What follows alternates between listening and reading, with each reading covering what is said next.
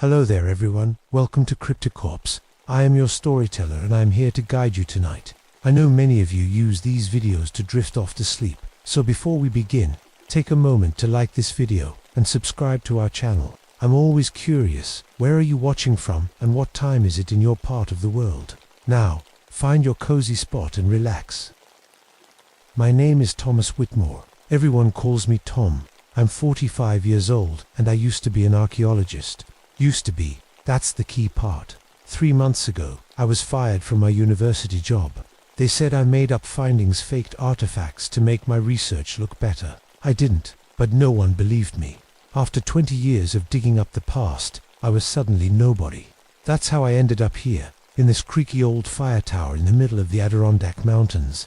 The job ad said fire lookout needed, no experience required, perfect for a man with nowhere else to go. My first day, Ranger Patricia Mullins drove me up the mountain in her Forest Service truck. She didn't talk much until we were almost at the tower. "There's something you should know," she said, her eyes fixed on the dirt road ahead. "The locals have stories about this area." I laughed. "Ghost stories." She didn't smile back.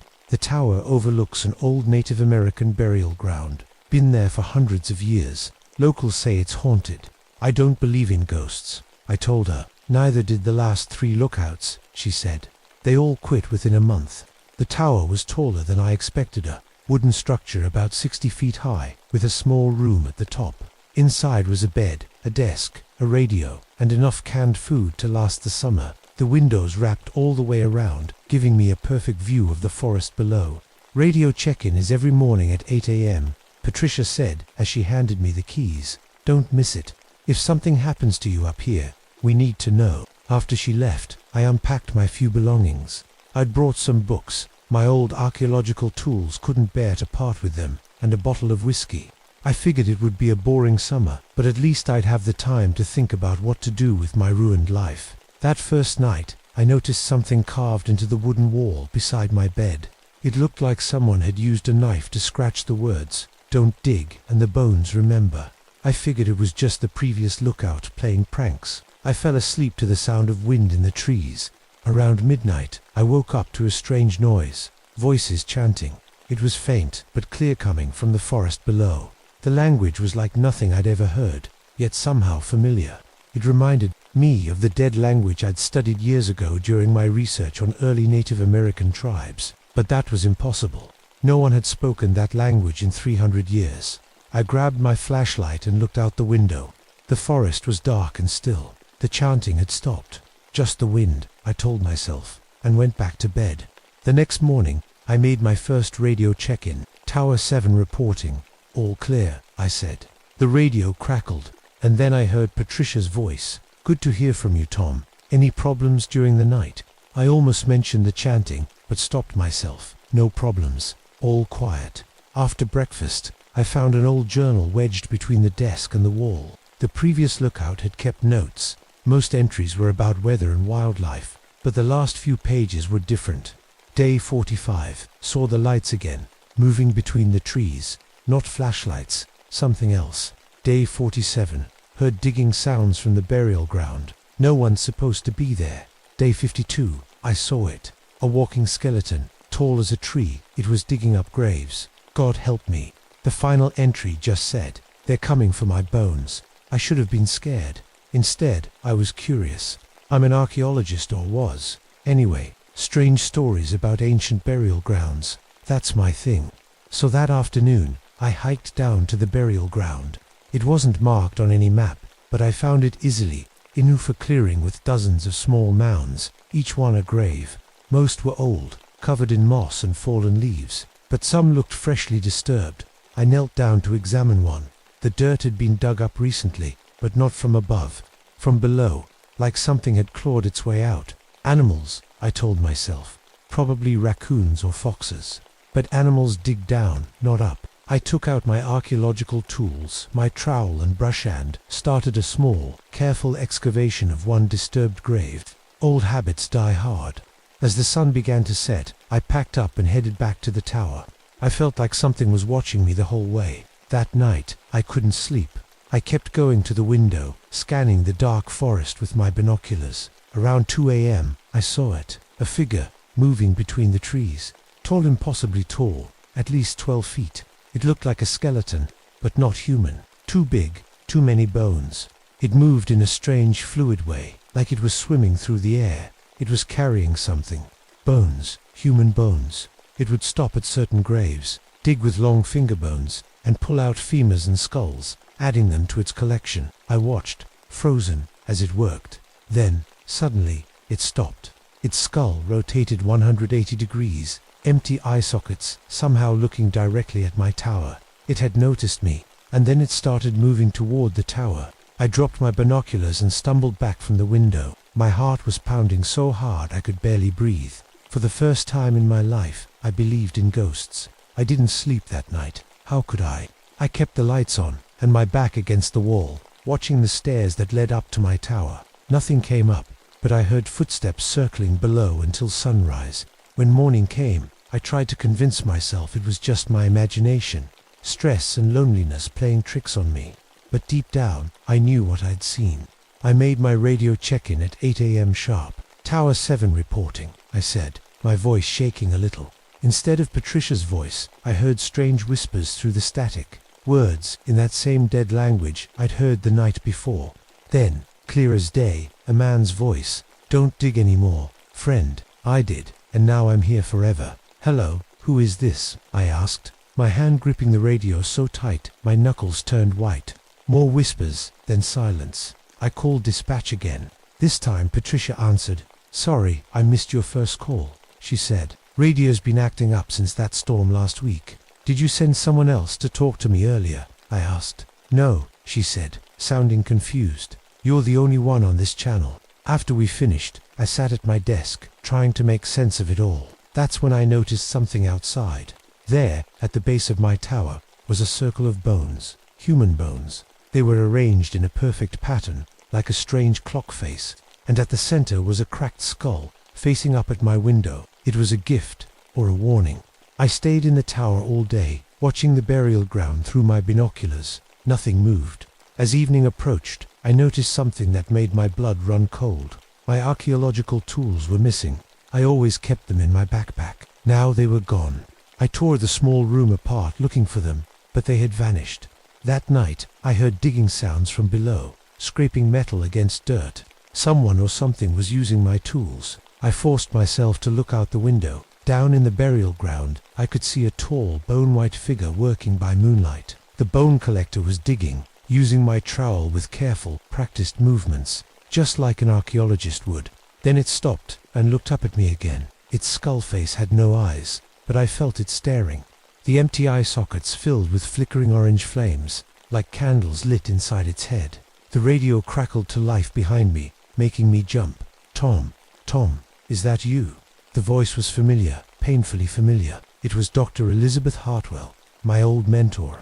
But that was impossible. Dr. Hartwell died 3 years ago. You need to complete the work. Tom, her voice said through the radio. The excavation must be finished. They've been waiting so long. You're not real, I whispered.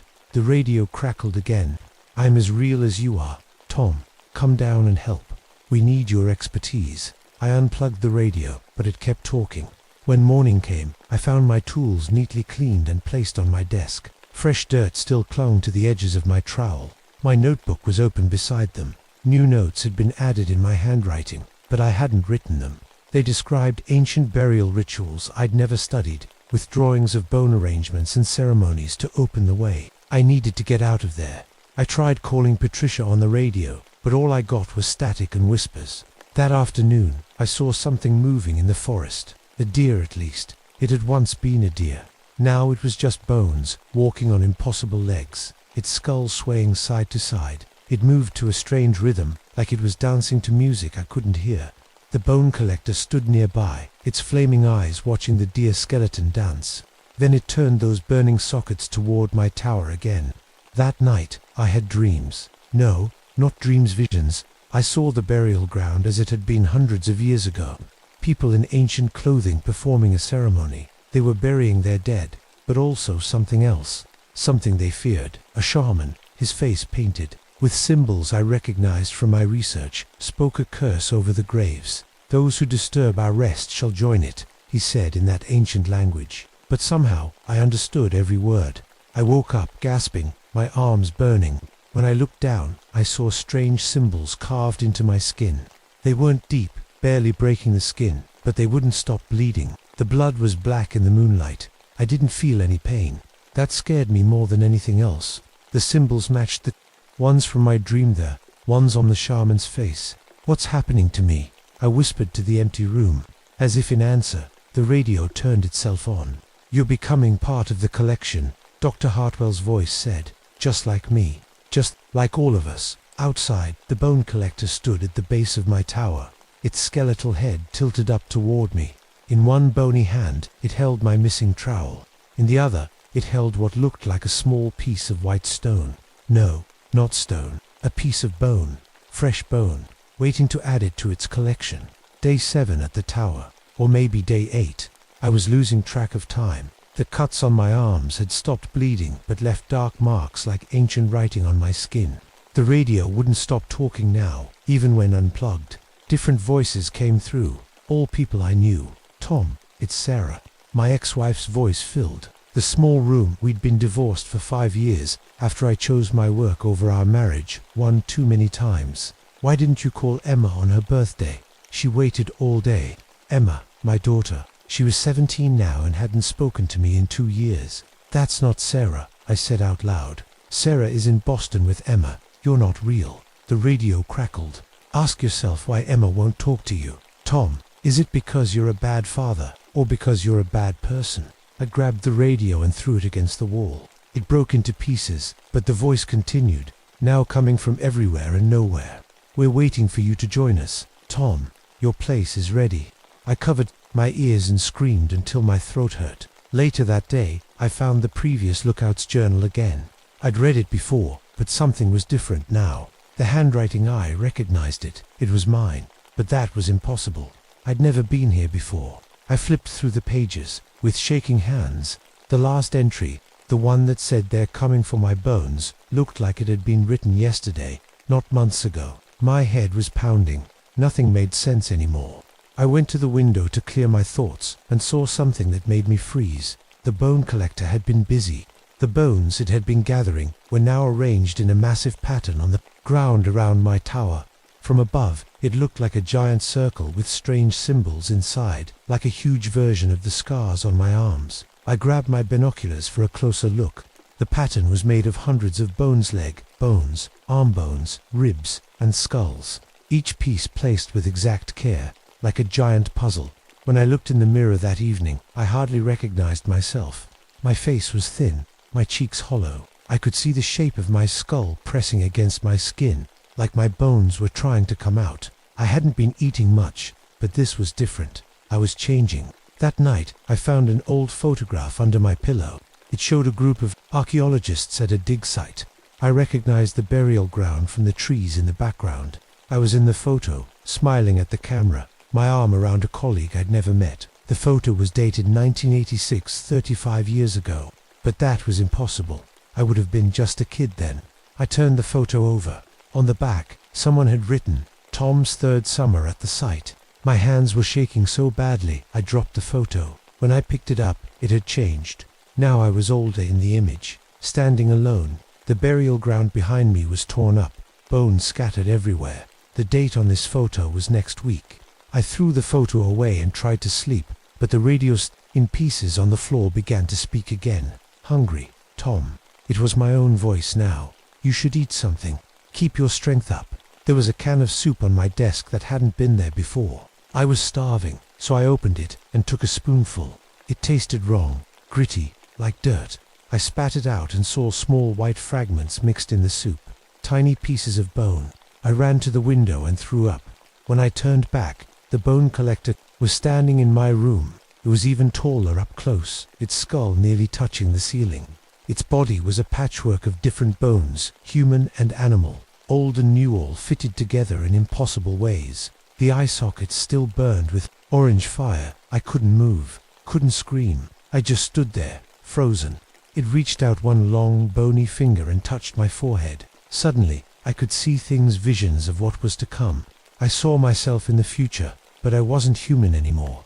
I was like the bone collector, a walking skeleton with fire in my eyes. I was adding my own bones to the pattern on the ground, willingly joining the collection. When the vision ended, the bone collector was gone, but on my desk was one of my own teeth, pulled without me feeling a thing. The next morning, I tried to destroy the radio completely. I smashed the pieces with a chair leg, then threw them out the window. It didn't matter. The voices continued, now coming from the walls themselves. "We need you to complete the circle, Tom," they said in a chorus of familiar voices. "The pattern is almost ready." I pressed my hands against my ears. "What pattern? What does it do?" My own voice answered from the walls. "It opens the door, Tom. It opens the way back. We've been working on it for so long." When I looked out the window, I realized with horror that I could hear myself chanting in that ancient language, but it wasn't coming from MIT, it was coming from the forest, from different directions, different times, like echoes of myself, from past and future. The bone collector stood in the center of its bone pattern, looking up at me, waiting. I knew then I had to escape. I packed a small bag and prepared to leave the tower, but as I reached for the door handle, I stopped. Something was wrong with my hand. The skin was pulling back from my fingertips, exposing the bones beneath. I stared at my hand in horror as the skin continued to pull back. I quickly wrapped it in a shirt and decided I needed to call for help, no matter what. I had to reach Patricia. I found an old emergency radio in a cabinet and tried to call. "Patricia, anyone, this is Tower 7. I need help." After a moment of static, Patricia's voice came through. "Tower 7. We don't have anyone at Tower 7 right now." My heart nearly stopped. "What? This is Tom Whitmore. You drove me up here last week." A long pause. "Tom Whitmore, the archaeologist." Her voice sounded strange. "Sir, we have no record of assigning you to Tower 7, and ... She hesitated. "According to our files, Thomas Whitmore died in a car accident 3 days before the fire season started." The radio slipped from my good hand and clattered to the floor. "That's not possible," I whispered. "I'm here. I'm alive." But even as I said it, I knew it was true. Memories started flooding back: the dark road, the bright headlights, the crash. How had I forgotten my own death? The bone collector appeared before me, its skull face unchanging, yet somehow I sensed it was smiling. "Now you understand," it said, using my own voice. "You've been helping me all along." "What am I?" I asked, my voice breaking. "A ghost," it said simply. "A spirit with unfinished business. Your obsession with the past, with digging up what should remain buried, it kept you here. I simply put you to work." It gestured to the window. I looked down and saw myself, or what looked like myself, digging in the burial ground, uncovering more bones for the pattern. "That's not me," I said. "It is, and it isn't," the bone collector replied. "It's your ghost, driven by your obsession. You've been digging for months. Tom, did you think you'd only been here a week?" I stumbled to the desk and found a calendar. The date showed I'd been at the tower for over 3 months, not 1 week. "The others?" I asked, thinking of the voices on the radio. "All like you. Archaeologists, diggers, disturbers of the dead. Each one helped build the pattern, thinking they were here to watch for fires." It made a sound like bones rattling. A laugh. "Every archaeologist who came to study the burial ground ended up in my collection. Some died here. Others, like you, died elsewhere but were drawn back by their obsession." I thought about the previous Lookouts journal written in my handwriting, the photos that couldn't exist, the way time seemed to blend together. "The tools," I said, remembering my archaeological tools that kept disappearing. "They're made of bones," the bone collector finished. "The bones of those who came before, each containing a piece of their spirit, their knowledge. When you use them, you channel their expertise." I looked at my trowel on the desk. It was white now, not metal, made from a shaped shoulder blade. "Why me?" I asked. "You were perfect, Tom. So desperate to prove yourself after your disgrace, so willing to dig where you shouldn't." It moved closer, its bone fingers touching my notes on the desk. "Those artifacts you supposedly falsified, they were real. I planted them for you to find. I needed someone with your knowledge, your experience." My mind reeled. The artifacts that had ruined my career, ancient tools with impossible dates, pottery with symbols no one recognized, had been real after all. "The pattern is almost complete," the bone collector continued. "The gateway will open soon." "Gateway to what?" "The realm of the dead, where all bones come from and where all bones return." The radio on the floor crackled again, but now I heard dozens of voices speaking at once. I recognized some of them from archaeology conferences, colleagues, rivals, legends in the field. All of them, I asked, gesturing to the radio. All of them, the bone collector confirmed. Every voice you hear belongs to someone in my collection. Some from 50 years ago, some from last summer, all helping, whether they knew it or not. It leaned down, its flaming eyes level with mine. And you, Tom, you've been the most helpful of all. Your voice has been guiding new victims here for years. But time works differently for the dead. Tom, haven't you noticed? Past, present, future, they blur together here. I thought about the chanting I'd heard, my own voice, echoing from different times. The radio transmissions, I whispered as understanding dawned. When I speak into the radio, I'm not just talking to dispatch, am I? No, your voice travels across time, calling to others who will disturb the graves, drawing them here, to join the collection. I looked down at my wrapped hand, slowly unwinding the shirt. The skin had receded further, exposing white bone all the way to my wrist. What happens when the gateway opens? I asked. The dead will return, an army of bones, led by me. We will take back what was stolen from us. And me, what happens to me? The bone collector's flaming eyes flickered. You have a choice, Tom. Join my army willingly, or be enslaved to it. Either way, your bones will serve. It reached out and touched my exposed finger bones. I felt a strange connection, like it was reading my thoughts, my memories, my knowledge. Your expertise with burial rituals is impressive, it said. I've learned much from you these past months. Then I realized the horrible truth. I hadn't been studying the burial ground. The burial ground had been studying me. The bone collector moved to the window. Look, it said. The pattern is nearly complete. I forced myself to look. The bone mandala had grown, now covering most of the clearing around the tower. From above, it looked like a massive, intricate skeleton key. One more piece needed, the bone collector said. One more soul to open the lock. It turned its burning gaze back to me, yours. As night fell, I watched in horror as the bone pattern on the ground began to glow with an eerie blue light. Each skull, each femur, each tiny finger bone lit up like stars in a strange constellation. The center of the pattern started to sink into the ground, creating a spiral that went down, down, down into darkness. The earth itself was opening up. It's time, the bone collector said, its voice now a mixture of hundreds of others. The gateway opens.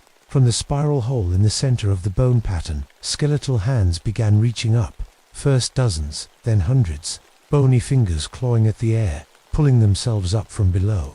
Skeletons emerged from the hole. Warriors with bone weapons, women with children clinging to their legs, all nothing but bones. An army of the dead, led by the bone collector. I watched from the tower, frozen in fear. My body was changing faster now. Both hands were bare bone, and my face felt tight as the skin pulled back from my cheeks. The skeletal army gathered around the hole, waiting. The bone collector raised its arms, and they all turned their empty eye sockets toward my tower. Come down, Tom, the bone collector called. Join us willingly. I backed away from the window. My mind was racing. There had to be a way to stop this. Then I noticed something strange. When I raised my bony hand, one of the skeletons below mimicked my movement. I tried again, raising both arms. A dozen skeletons did the same. I had control over some of them, but how? Your knowledge, a voice whispered from the walls. Your archaeologist's understanding of the dead gives you power here. Of course. I'd spent my life studying ancient remains, burial practices, the rituals of death. That knowledge gave me a connection to these bones. I focused harder, mentally reaching out to more of the skeletons. A third of the army now moved when I moved, like puppets on strings. The bone collector noticed, turned its burning gaze up to my tower, skullface unchanging, but somehow I knew it was angry. You cannot fight me, it said. I've collected bones for centuries. It started climbing the tower, bony fingers digging into the wood-like claws. The structure groaned under its weight. I had to make a choice, join its eternal army, or find a way to close the gateway. The bone collector reached my window, its massive form blocking out the moonlight. Take my place, it offered, voice suddenly gentle. Become the guardian of the burial ground. Send me to rest, and the dead will return to their graves. Why would you offer that? I asked, suspicious. Eternity is long, Tom, I was once like you, a shaman who disturbed old magic. I've guarded this place for centuries. I'm tired. For a moment, I was tempted. Power over death itself. Eternal existence. But then I realized this was just another trap.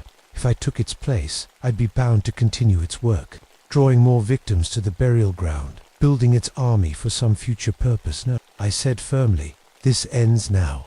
The Bone Collector's eye flames flared with rage. Then you will be destroyed with the rest. It lunged for me, but I dodged aside. My partly skeletal body moved faster than I expected, no longer weighed down by flesh. I ran to my desk and grabbed my notes. All those months of studying the burial ground had taught me something important. There was one grave that was different from the others, a keystone that held the whole site together. If I could destroy that grave, maybe I could collapse the gateway. But to find it, I needed to get down to the burial ground. And to do that, I needed to get past the Bone Collector. I focused on the skeletons I controlled, commanding them to attack their leader. They turned on the Bone Collector, grabbing at its legs, trying to pull it from the tower. It roared a sound like wind through 1,000 empty skulls, and kicked them away, but it gave me the distraction I needed.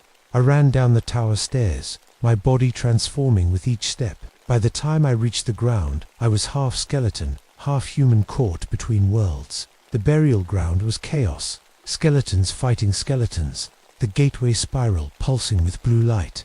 I needed to find the keystone grave. I ran to where I remembered seeing it, a small mound surrounded by a circle of white stones. It didn't look special, but I knew from my research that it contained the remains of the original shaman who had created the burial ground. The Bone Collector saw what I was doing and leaped from the tower, landing between me and the grave. You cannot undo what has been done, it said. Watch me. I focused all my will on the skeletons I controlled, ordering them to hold the Bone Collector back. They swarmed it, piling on like ants, the weight finally bringing the massive creature down. It wouldn't hold for long. I reached the keystone grave and began to dig with my bone hands. The earth moved easily, as if it wanted to be disturbed.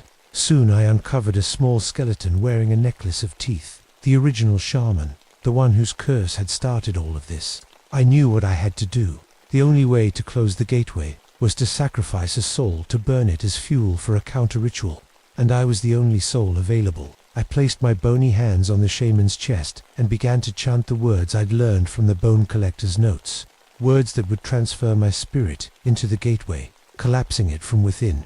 The Bone Collector broke free from the skeleton pile and charged toward me. Stop, it screamed. You'll destroy everything. That's the idea, I said, and finished the chant.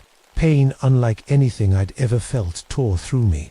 My soul was being ripped from my body, pulled into the keystone grave and threw it into the gateway itself. As my consciousness spread through the bone pattern, I could feel every skeleton, every spirit trapped in the Bone Collector's army. And I recognized them: archaeologists, researchers, curious hikers who had disturbed the graves. It's over, I told them. You can rest now. The ground began to shake. The bone pattern cracked. The blue light flickered and died. The Bone Collector howled as its carefully constructed gateway collapsed. Skeletons fell apart, bones returning to the earth. The spiral hole closed like water draining in reverse. As my vision faded, I saw all the previous lookouts, the archaeologists like me, who had been trapped here, their spirits finally breaking free from their bone prisons, rising into the night sky. The Bone Collector itself began to crumble, centuries of collected bones falling away until only a single skeleton remained, the original shaman, finally at peace. My last thought before darkness took me was that at least I'd finally made a real archaeological discovery. Too bad no one would ever know. My name is Diana Holloway, but everyone calls me Dee. I used to love caves more than anything in the world. The darkness, the silence, the feeling of being somewhere no one else had ever been before. That all changed 3 years ago. I moved to these remote Kentucky hills to get away from everything. After what happened to my team in that cave collapse, I couldn't face anyone anymore. Their screams still echo in my dreams. I was supposed to save them. That was my job as a cave rescue specialist. Instead, I was the only one who made it out. This old farmhouse seemed perfect. No neighbors for miles, just me and my guilt and the quiet. At least, it was supposed to be quiet. The first week I noticed something strange about the basement floor. Thin cracks spread across the concrete like a spider's web, and sometimes, I know this sounds crazy, they seemed to pulse, like something was breathing underneath. Then came the vibrations, always at night, always in sets of 3. Shake, shake, shake, ... then nothing. At first, I blamed it on the old pipes, but pipes don't work in patterns. One morning, I went to the storage room where I'd locked away all my old rescue gear, the ropes, helmets, and lights I swore I'd never use again, but someone, or something, had moved them. Everything was neatly arranged, cleaned of dust, but covered in fresh cave mud. Mud I hadn't touched in months. Curious to spite myself, I started digging through county records. 13 families had lived here since 1952, all of them left within a year, citing foundation problems, the same foundation that breathed beneath my feet. I found the entrance yesterday. Hidden behind the old water heater was a section of wall that sounded hollow. When I knocked, the concrete had been broken through from below, leaving jagged edges like teeth around a dark opening just big enough for a person to squeeze through. I told myself I wouldn't go in. I'd moved here to escape caves, not find new ones. But that rescue training gets in your blood. What if someone was down there? What if they needed help? With shaking hands, I dug out my old headlamp and rope. Just a quick look, I promised myself. 5 minutes, then back to the surface.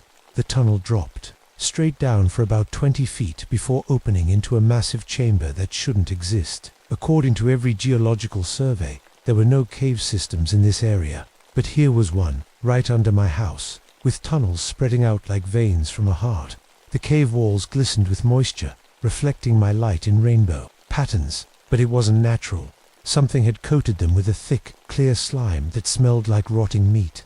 As I moved deeper, I found strange markings on the ground, not footprints, but long, segmented tracks, like a giant centipede had slithered through. Some were fresh, still gleaming wet. Then I saw them, claw marks, not scratches, but deep gouges in solid limestone. I placed my hand inside one. My fingers didn't even reach the bottom. Whatever made these marks could tear through rock like I tear through paper. That's when I heard it, a soft, rhythmic scraping coming from the darkness ahead, the sound of something massive moving through stone, something that knew I was here. I ran back to the entrance, scrambling up the rope, not stopping until I'd slammed the basement door behind me. But even now, as I sit here writing this, I can feel the vibrations starting again. Shake, shake, shake. It knows where I live, and I think it's hungry. I haven't slept right in days. The thing in the caves, I've started calling it the crawler. It's following me, not just underground anymore. It's in my head too. Last night, I dreamed I was crawling through a tight tunnel, my body long and segmented, feeling the vibrations of prey moving above. I woke up dripping with sweat, the taste of soil in my mouth. These aren't my dreams. They're its dreams. Somehow, we're connected now. The crawler leaves me gifts. This morning, I found a pile of small animal bones on my porch, arranged in a circle, just like how we found my team's bodies after the collapse. This thing knows about me, knows what hurts me the most. One by one, my rescue equipment is disappearing. My best rope was found melted into a puddle of goo. My helmet dissolved into nothing but the plastic strap. The crawler spits some kind of acid that can eat through almost anything. Yesterday, I tried to explore the caves again, to find a way to seal the entrance for good. Big mistake. The tunnels had changed. Passages that led one way now twisted back on themselves. Twice I ended up exactly where I started, though I'd been walking in a straight line. It's changing the caves, leading me in circles, playing with me. D. Help us, D. The voices started 3 days ago. They sound exactly like my old team. Mike, Sarah, Jorge. They call from inside the walls, begging me to dig them out. But they're not real. They can't be real. The crawler is using their voices, using my guilt. My house doesn't feel safe anymore. The walls seem to close in, just like that cave did when it collapsed. Sometimes I swear I see the wallpaper move, like something's pushing from the other side. I found the chamber yesterday. I got lost in the tunnels again, but stumbled into a room bigger than my entire house. Hanging from the ceiling were ... cocoons, crystal clear cocoons with people inside. I counted 13, the same as the 13 families who lived here before me. They looked asleep, floating in some kind of liquid. Their skin was pale, almost see-through, like you could look right through them to their bones. I ran. I ran so hard I scraped all the skin off my knees when I fell. But I couldn't outrun what happened next. The crawler caught me. I felt a sharp sting on my ankle, and my whole body went numb. I couldn't move, couldn't scream, but I was awake. Awake to feel its segmented body wrap around me, to feel hundreds of tiny legs tickle against my skin. Then it showed me things, pushed them into my head like someone pushing play on a movie. I saw the previous families, saw them discover the caves, just like I did. Saw them try to escape, to fight, to hide. Saw the crawler catch them, one by one. Felt their fear as my own. It let me go after that. Let me crawl back to my house, shaking and crying. It wanted me to know, wanted me to understand that I can't get away, that no one ever has. I'm writing this down because I'm starting to forget things, simple things, like where I put my keys or what I ate for breakfast. But I'm remembering other things, memories that aren't mine. The feeling of squeezing through solid rock, the taste of fear, the hunger, always the hunger. The crawler is getting closer, not just in the caves, but in my mind, and I think I'm starting to change. I found mud on my sheets this morning, cave mud. My shoes were caked with it too, though I don't remember going to the caves last night, but I must have walked down there in my sleep. It's getting harder to tell what's real anymore. The crawler has found a way to use my guilt like a weapon. When I close my eyes, I see my team dying over and over. But now the memories are ... wrong. In these new versions, I'm not trying to save them. I'm watching them die. I'm walking away. I'm leaving them behind. You abandoned us. Sarah's voice whispers from the heating vent. You knew the cave was unstable. You wanted us gone. Mike adds from the drain in my shower. I know these aren't real. I know the crawler is doing this, but knowing doesn't make it stop. Last night, I saw it in my house for the first time. I was in the kitchen making tea when the wall rippled like water. A segment of its massive body pushed through, not breaking the wall, but moving through it like it wasn't even there. Just one segment, shiny and pale, with dozens of legs feeling the air. Then it pulled back, leaving no mark behind. It can walk through solid walls. How do you hide from something like that? This morning in the mirror, my skin looked different, paler than usual, almost see-through in places, like the people. In those cocoons, I could see the blue veins in my wrist, so clearly they looked like rivers on a map. The maps, I found them under my bed. Dozens of detailed drawings of the cave system, showing tunnels and chambers I've never explored. The handwriting on them is mine, but I don't remember making them. I'm mapping the caves in my sleep, but not for me. For it, what scares me most is that I'm starting to understand the crawler. When it touches me, I see flashes of its thoughts. It's ancient. It's been in these caves for thousands of years, and it's been collecting people. People like me, people who know caves. I found emails on my computer yesterday, emails I apparently sent to other cavers, inviting them to explore an amazing undiscovered system near my property. The emails describe the caves in perfect detail, promising the discovery of a lifetime. 3 people have already responded, saying they'll be here next week. I didn't write those emails. At least, I don't think I did. But they came from my account, and the words sound like mine. The crawler wants more. More people. More minds. It showed me its power last night. I was trying to seal the basement entrance with concrete when suddenly everything went dark. Not like the lights went out, like my eyes stopped working. I was blind, completely blind, for 6 hours. I had to feel my way around my own house, bumping into walls, falling downstairs, all while I could hear it moving below me, all while I could feel it watching me with whatever senses it has. When my sight finally came back, I found myself sitting at my kitchen table with a knife in my hand. I'd carved a single sentence into the wood. You are already mine. I'm running out of time. The crawler is in my head now. More than ever. Sometimes I catch myself thinking its thoughts, feeling its hunger. Sometimes I forget which one of us I am. And sometimes, in the darkest part of night, I find myself standing at the cave entrance, looking down into the darkness, feeling not fear but something else, like I'm finally going home. I know the truth now. I know what the crawler is, and I know what I am. It came to me in flashes at first, memories that didn't make sense. The cave rescue that went wrong. I remembered the ceiling coming down, remembered pushing Sarah out of the way, remembered the rocks crushing my legs. But that's impossible. I survived that cave-in. I'm here, alive, in this house, aren't I? Last night, the crawler showed me everything. It didn't need to trick me anymore. I was ready to see, ready to understand. I died in that cave 3 years ago. My body is still there, crushed under tons of rock. What came out? What bought this house? What's been living here? It's not really me. It's a copy, a perfect copy the crawler made from my memories, my thoughts, my feelings. The real Diana Holloway died trying to save her team. The thing writing these words is something else. I'm not the first. The crawler has been doing this for centuries. It finds people who know caves, explorers, rescuers, miners, and it collects them, takes their minds, their memories, their skills. Then it sends these copies back to the surface to lure more people down. My team didn't die in that cave-in either, at least, not completely. The crawler has them too.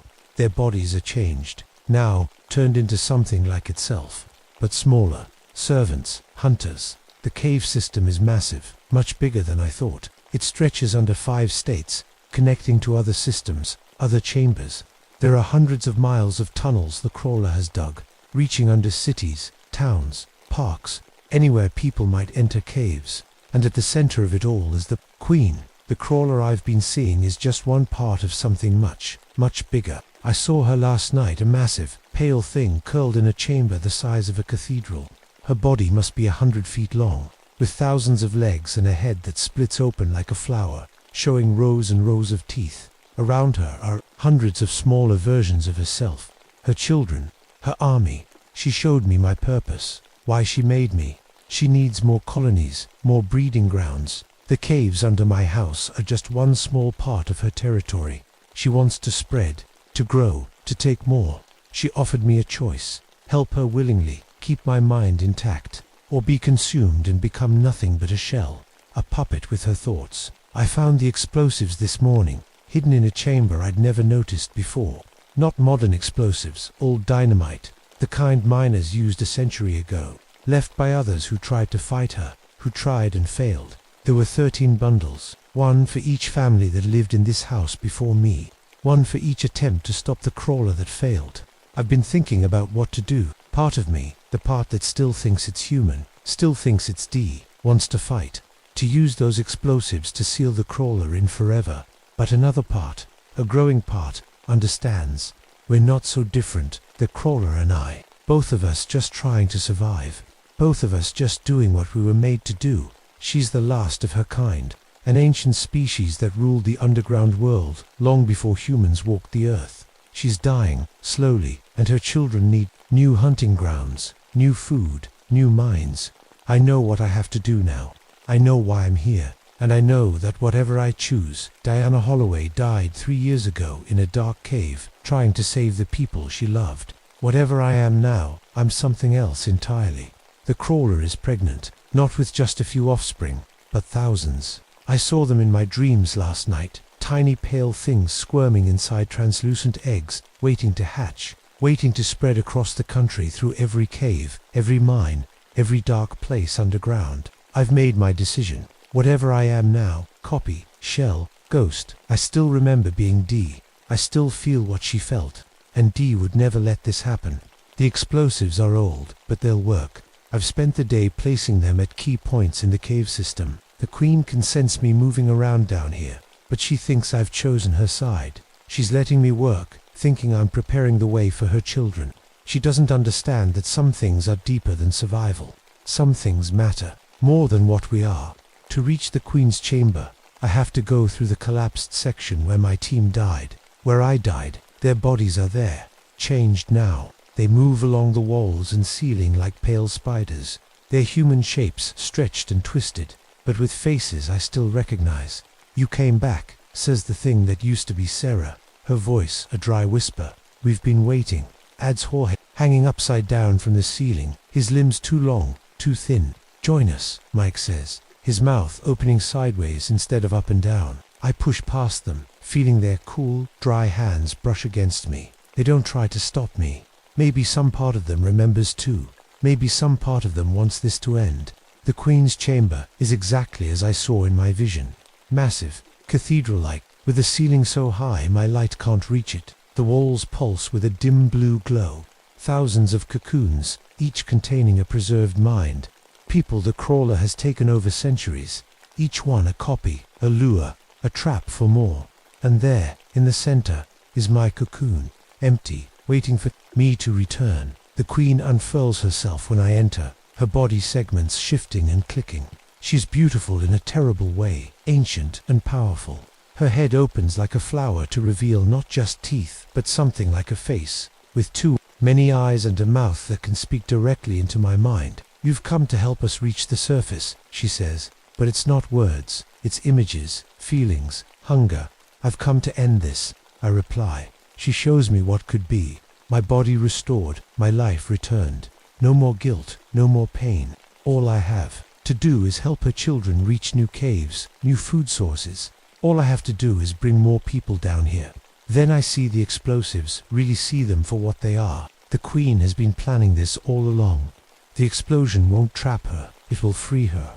The blast will crack the bedrock, creating new passages to the surface. The water table will flood parts of the system, carrying her eggs to rivers, lakes, even water treatment plants. I've been placing the dynamite exactly where she wanted it. I've been doing her work all along.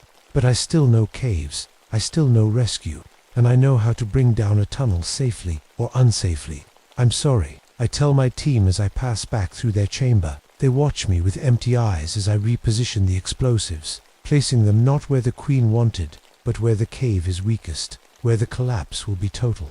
Back in the queen's chamber, I stand before her one last time. She knows what I've done. I can feel her rage pressing against my mind like a physical weight. You'll die too, she says.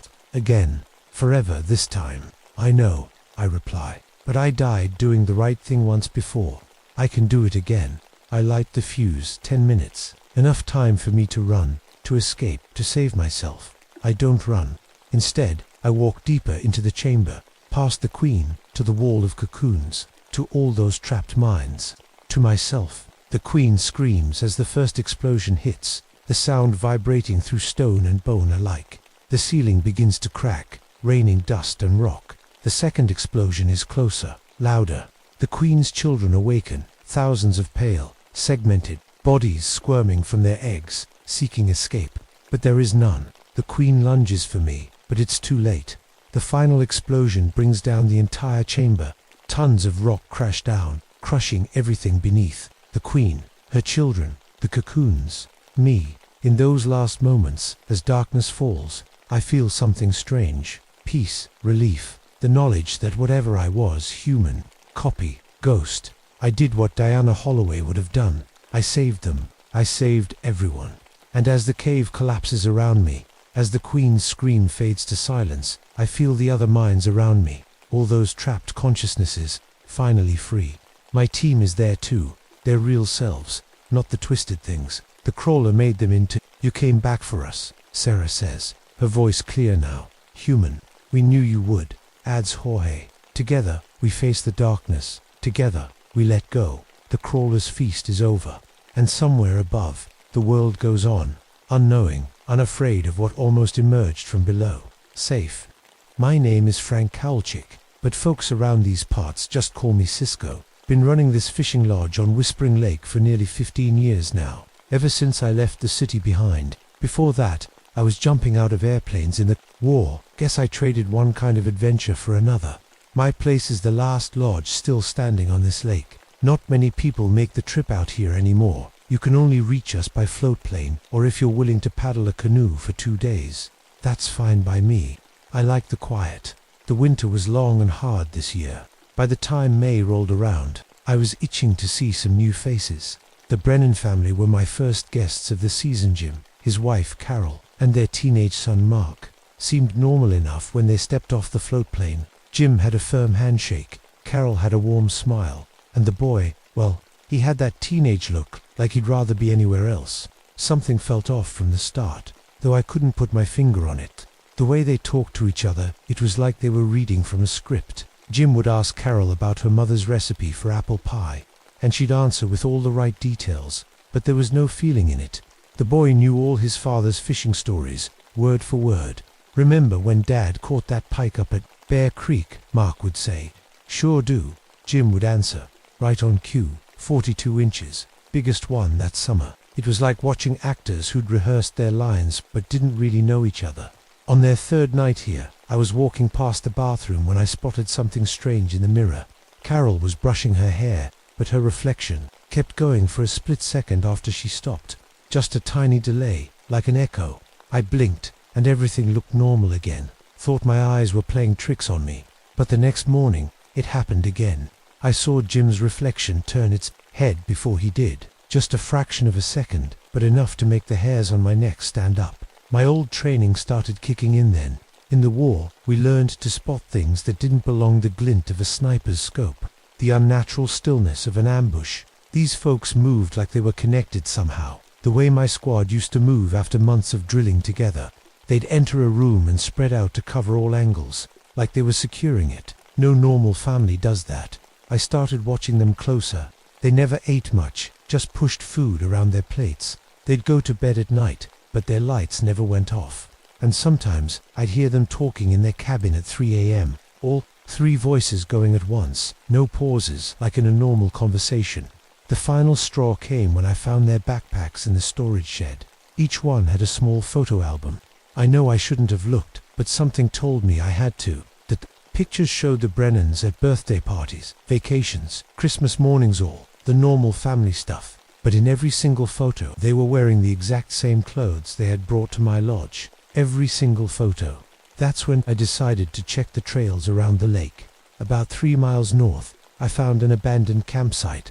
Tent slashed, open, blood on the ground, a child's shoe, and a camera with the Brennan name taped to it. The pictures on that camera showed the real Brennan, same faces as my guests, but different somehow. More alive, more real. When I got back to the lodge, I grabbed a few personal items from the campsite and casually showed them to Jim and his family. "Found these on the trail. Look familiar?" I asked, holding up a charm bracelet with the name Carol engraved on it. They all stared at it blankly. "No recognition at all. Never seen it before," said the woman who called herself Carol, not even glancing at her own wrist, where a tan line showed she usually wore a bracelet. That night, I couldn't sleep. I kept my shotgun close and watched through my window as all 3 Brennans came out of their cabin around midnight. They didn't talk or look at each other. They just stood in the moonlight, perfectly still, staring at my cabin. In the morning, I found all my fishing rods and tackle boxes had been rearranged, not messily like someone had gone through them, but organized in perfect rows that formed a pattern I recognized from my military Daysan attack formation. I was making coffee when Jim appeared beside me. I hadn't heard him come in. "Beautiful morning, Cisco," he said, but his voice was different somehow. "Deeper, sure is," I answered, keeping my hand near the knife on my belt. He smiled, but it didn't reach his eyes. "You know, your buddy Tommy always said you made the worst coffee in the entire 101st Airborne." My blood ran cold. Tommy Roberts was my best friend in the war. Took a bullet pulling me out of a ditch in France. I've never told anyone up here about Tommy, not a single soul. "How do you know about Tommy?" I whispered. Jim's smile grew wider, showing too many teeth. "Oh, I know all sorts of things, Cisco. I know how you still hear the shells falling when it storms. I know about the German soldier you killed with your bare hands outside of Best. I know how you still write letters to your wife, even though she's been dead for 12 years. He leaned in close, and his eyes were all wrong, like looking into a deep hole. "I know everything about you, Cisco," he whispered, "because I've been watching you for a very, very long time." The next morning, I woke up early and headed straight to the dock to check on my boats. The fog was thick on the lake, making everything look ghostly. That's when I saw him and other me, standing at the end of the dock, checking the motor on my fishing boat. I froze. He moved exactly like me, with the same slight limp in my left leg from an old war injury. He even scratched his chin the way I do when I'm thinking. I ducked behind a tree and watched. He was wearing my spare fishing vest, the green one I keep in the shed. When he spoke to himself, it was my voice, my words. "Need to fix this spark plug before taking the Brennans out," he muttered, just like I would have. My heart was pounding so hard I thought it might burst. I stayed hidden until he walked back toward the lodge. Then I circled around to the shed and locked myself inside, trying to make sense of what I'd just seen. Through the small window, I watched as the day went on. The Brennans or whatever, they were split up. I counted 2 Jims, 2 Carols, and 3 Marks wandering around my property. They weren't hiding it anymore. One Mark was fishing off the dock, another was reading on the porch, a third was helping Carol clean fish by the outdoor sink. They moved between tasks smoothly, like they were all parts of the same thing. The worst came when I saw 2 Jims and a Carol sit down at the picnic table and have a 3-way conversation, all speaking as Jim. "I think we should explore the North Shore today," the first Jim said. "No, the South is better for base this time of year," the second Jim replied. "What about the East Bay? We found good spots there last summer," said Carol, but using Jim's voice and mannerisms. I felt sick watching them. They were trying out different versions of Jim, like trying on clothes to see which fit best. I stayed hidden until dark, then snuck into my office to check the radio. I needed to call for help. As I reached for the handset, I heard voices coming through the speaker. The radio was already on. "Subject continues to show resistance," said my own voice. "Recommend moving to phase 2. "Agreed," replied another voice. "Jims, begin memory extraction tonight." "What about the real bodies?" asked the third voice I didn't recognize. "Store them with the others. The lake bottom has plenty of room." I shut off the radio with shaking hands. They were talking about me, about people they had killed. I grabbed some supplies and my rifle, planning to escape through the woods. But as I turned to leave, she was standing in the doorway, my wife, Sarah. She'd been dead for 12 years, but there she was, looking just like the day I'd met her. "Frank," she said softly, "why are you running away from me?" Her voice was perfect. The small mole on her neck was right where it should be. Even the way she held her hands, fingers laced together when she was worried, was exactly right. "You're not her," I whispered. She stepped closer. "Remember our first apartment in Chicago? That terrible green couch we found on the street? How the springs would poke us when we stop it?" I shouted. "Sarah is dead." She smiled sadly. "Am I? Or did you just leave me behind, like you left everything else?" She knew exactly where to twist the knife. My guilt about moving on after Sarah died was something I'd never told anyone. I backed away until I hit the wall. "What are you?" "I'm whatever you need me to be, Frank," she said. "I can be Sarah forever. I can give you back everything you lost." I closed my eyes. "How do you know these things? About Sarah, about me?" When I opened my eyes, she was right in front of me. "I've been watching you for a long time, Frank. Every summer, with every guest, I've been learning." That's when it hit me, all those tourists over the years, the ones who sometimes acted odd or asked strange questions. They had been watching me, studying me. For how long? Years, decades. I pushed past her and ran to my cabin. Inside, I found my journal open. On the desk, new entries filled the pages in my handwriting, but not written by me. Day 1457 of observation. Subject shows increased attachment to lake property. Recommend using this in final integration. Day 1458. Subject continues ritual of writing to deceased mate. Emotional vulnerability noted. Page after page of notes. About me, written as if I had been studying myself. I heard a noise outside and peered. Through the window, 3 versions of me were walking around the property, checking doors, looking in windows. They moved like soldiers on patrol. I watched in horror as one of them demonstrated to a Jim how to set a fishing line using my exact technique, right down to the special knot I'd developed years ago. My head was spinning. If they could copy everything about my memories, my skills, my mannerisms, then who was the real Frank Howard? How could I be sure that I was me? Later that night, I overheard 2 Carols talking outside my window. "The library is almost complete," one said. "Yes. This location has been very productive. So many interesting personalities to catalogue, and the original, still useful for now. But soon we won't need him anymore." I realized then that my lodge wasn't just a remote fishing spot to them. It was a collection point, a library where they studied people, copied them, and then ... replaced them. I spent that night hiding under the floorboards of my cabin, listening to the footsteps of my copies as they searched for me. In the darkness, clutching my rifle, I tried to remember my training from the war. How to stay calm. How to survive when surrounded by the enemy. But how do you fight an enemy that wears your own face? I must have fallen asleep under the floorboards, because when I woke up, Sunlight was streaming through the cracks. The cabin above me was quiet. I waited another hour before I dared to move. When I finally climbed out, my joints aching from the cramped space, the cabin looked normal. To normal. Everything was in its place, my coffee mug on the table, my fishing magazines stacked neatly, my old photos lined up on the shelf. But something wasn't right. In one of the photos, a picture of me and my army buddies in Francais was standing in a different position than I remembered. I used to be on the left side of the group, but now I was in the middle with my arm around Tommy. I grabbed another photo my wedding day with Sarah. In my memory, we got married in her parents' backyard in Wisconsin. But the photo showed us on a beach I'd never seen. Confusing, isn't it? Said a voice behind me.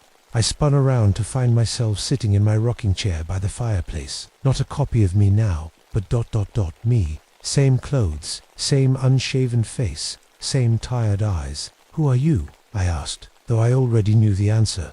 I'm Frank Kowalczyk, he said. The question is, who are you? I'm Frank, I insisted. But even as I said it, a seed of doubt crept in. How could I be sure? He smiled. Are you? Let's test that.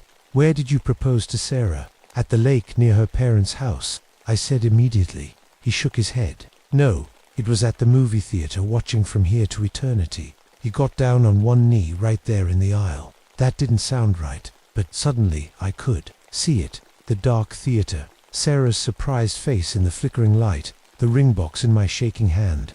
No, I said, pressing my palms against my temples. That's not how it happened. What about your first kill in the war? He asked. The farmhouse outside Carrington. It was a sniper in a church tower, I insisted. Then why do you still have nightmares about a Nazi boy hiding in a farmhouse cellar? He asked softly. And just like that, I could see that too. A young German soldier, no more than 16, cowering in a dark cellar, begging in broken English, the weight of my knife in my hand. I staggered back against the wall. You're putting these thoughts in my head, or maybe I'm just reminding you of what really happened, he said. Your mind isn't as reliable as you think. Frank, over the next few days, it got worse. I'd find myself in the middle of the woods with no memory of how I got there. I'd discover notes I didn't remember writing.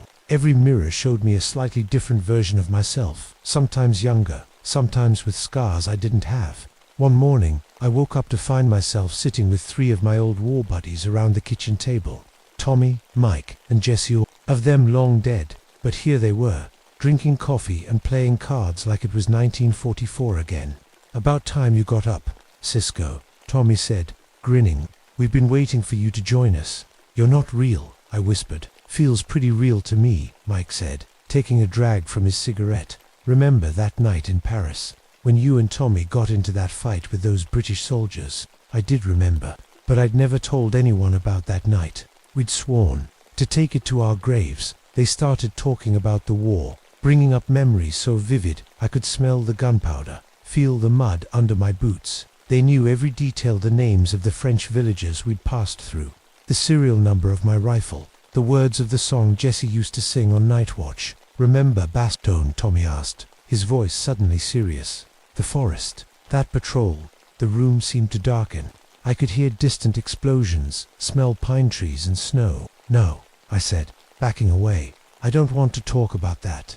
But I was already there. The frozen forest, the German patrol we ambushed, the things we did afterward, things I'd tried to forget for 30 years. Stop it, I shouted, covering my ears, but the memories kept coming, clearer than they'd ever been. When I opened my eyes, I was alone in the kitchen, but on the table was a photograph I'd never seen before me and my squad, standing over the bodies of German soldiers, smiling at the camera. I stumbled outside, desperate for fresh air. By the lake, I found an old man sitting on the dock. As I got closer, I realized it was me, older, maybe 70, with a white beard and deeply lined face. Hello, Frank, he said. Come to join me. What are you? I asked. What do you want from me? Want? He chuckled. I'm just living my life. Our life. I've been running this lodge for 30 years now, ever since you came back from the war. I've only been here 15 years, I said. He looked surprised. Is that what you remember? Look at your hands, Frank. I looked down and gasped. My hands were covered with scars I didn't recognize. A long jagged one across my right palm, burn marks on my fingertips, a missing chunk from my left thumb. That's not possible, I whispered. The scar on your palm is from when you fell through the ice in 57, he said. The burns are from the lodge fire in 62, and your thumb, well, that fishing accident was your own damn fault. I stumbled back to my cabin and dug through my papers until I found my deed to the property. The date on it was 1945, not 1960 as I remembered. My reflection in the bathroom mirror started talking to me while I stood frozen. You're breaking down, Frank, it said, its lips moving out of sync with the words. Your mind can't handle the truth. That night, as I sat on my bed clutching my rifle, I realized something terrifying. I couldn't tell which memories were really mine anymore. Had I been in Bastogne, or was that someone else? Had I married Sarah, on a beach or in a backyard?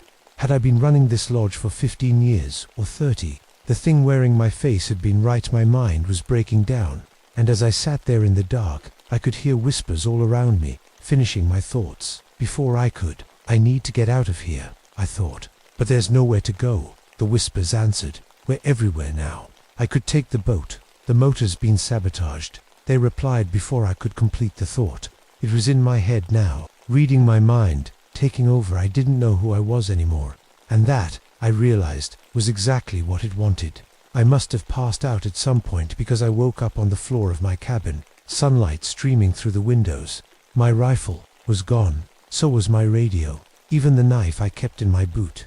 I stumbled to the bathroom and splashed cold water on my face. In the mirror, I looked terrible, pale, unshaven, with dark circles under my eyes.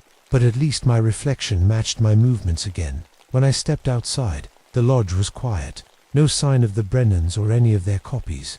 No sign of my doubles either. For a moment, I wondered if I'd imagined the whole thing. Then I saw Jim, the real Jim. I thought, sitting alone on the dock. I approached cautiously. "Morning, Frank," he said without turning round. His voice sounded different, flatter, more official. "Jim?" I asked. He turned to look at me, and his eyes were cold. "Not exactly. Agent James Brennan, Department of Special Research. Or at least, that's who I was." "I don't understand," I said. "Sit down, Frank." It wasn't a request. I sat beside him on the dock. "I have some bad news for you. You've been dead for 3 days." I laughed. I couldn't help it. "I'm sitting right here talking to you. Are you?" He reached out suddenly and grabbed my wrist. His fingers sank into my flesh like it was soft clay. I tried to pull away, but he held me tight. "What you think of as you is just a copy. An impression. The real Frank Kowalczyk died fighting us." He let go of my wrist. Where his fingers had been, there were 5 deep dents in my skin. They didn't hurt. They didn't bleed. They just stayed there, like marks in modeling clay. "That's not possible," I whispered. "Follow me," he said, standing up.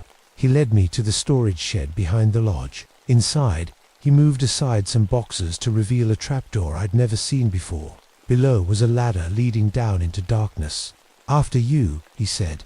I climbed down, my heart pounding.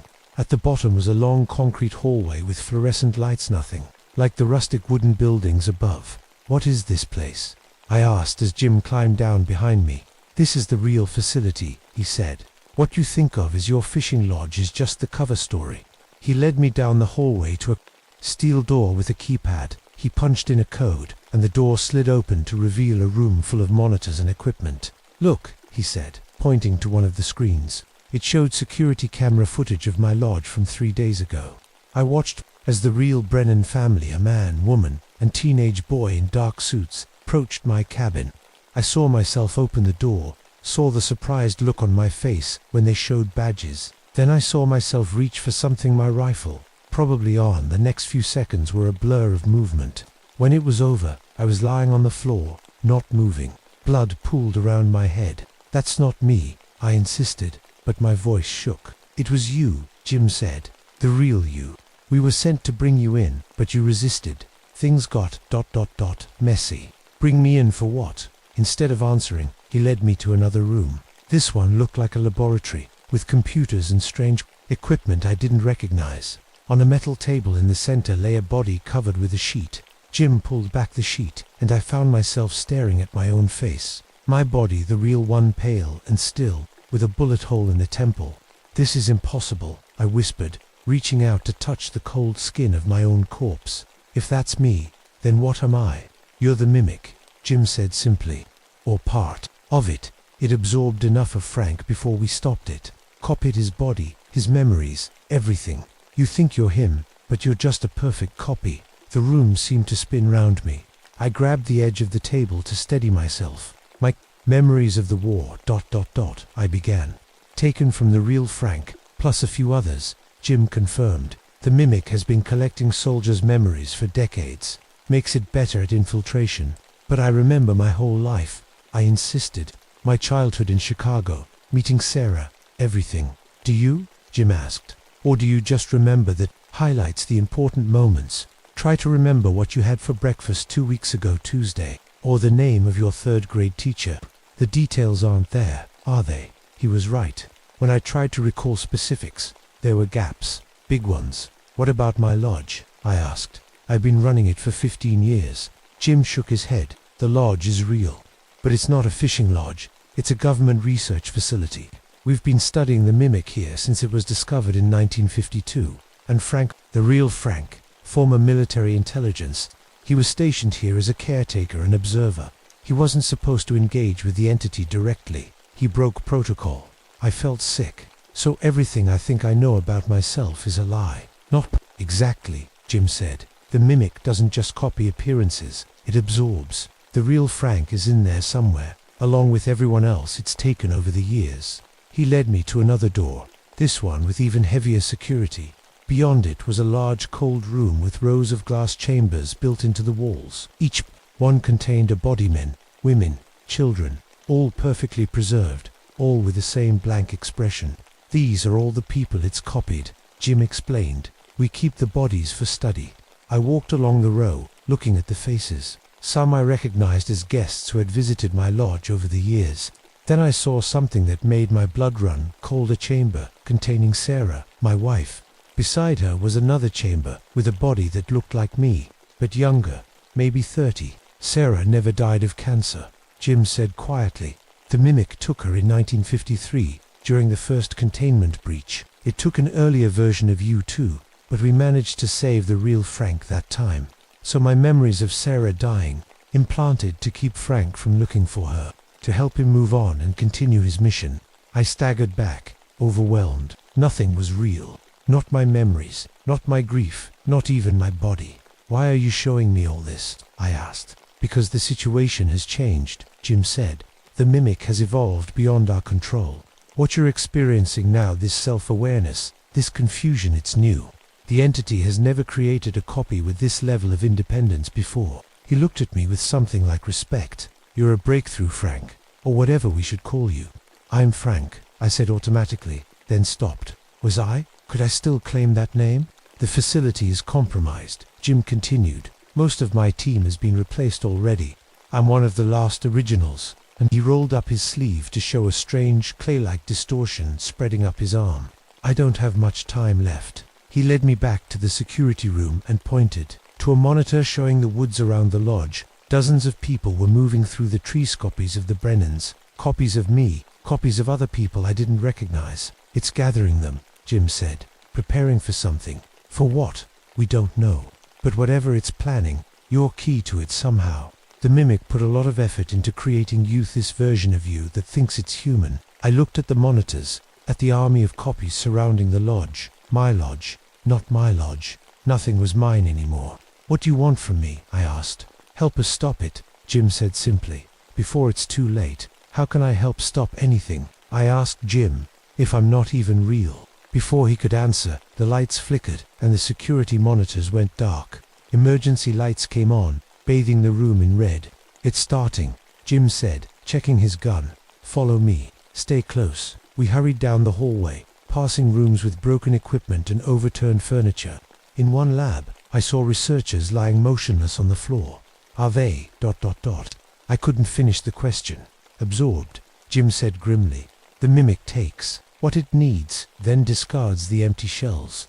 At the end of the hall was a heavy metal door marked containment. Jim punched in a code, but nothing happened. It's changed the security protocols, he muttered. We need to find another way. That's when we heard Itawet, slithering sound coming from behind us.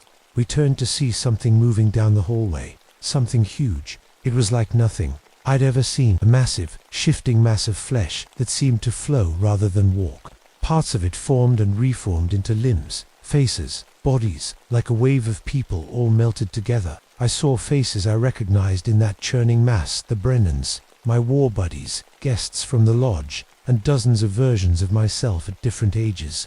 "Run!" Jim shouted, firing his gun at the thing.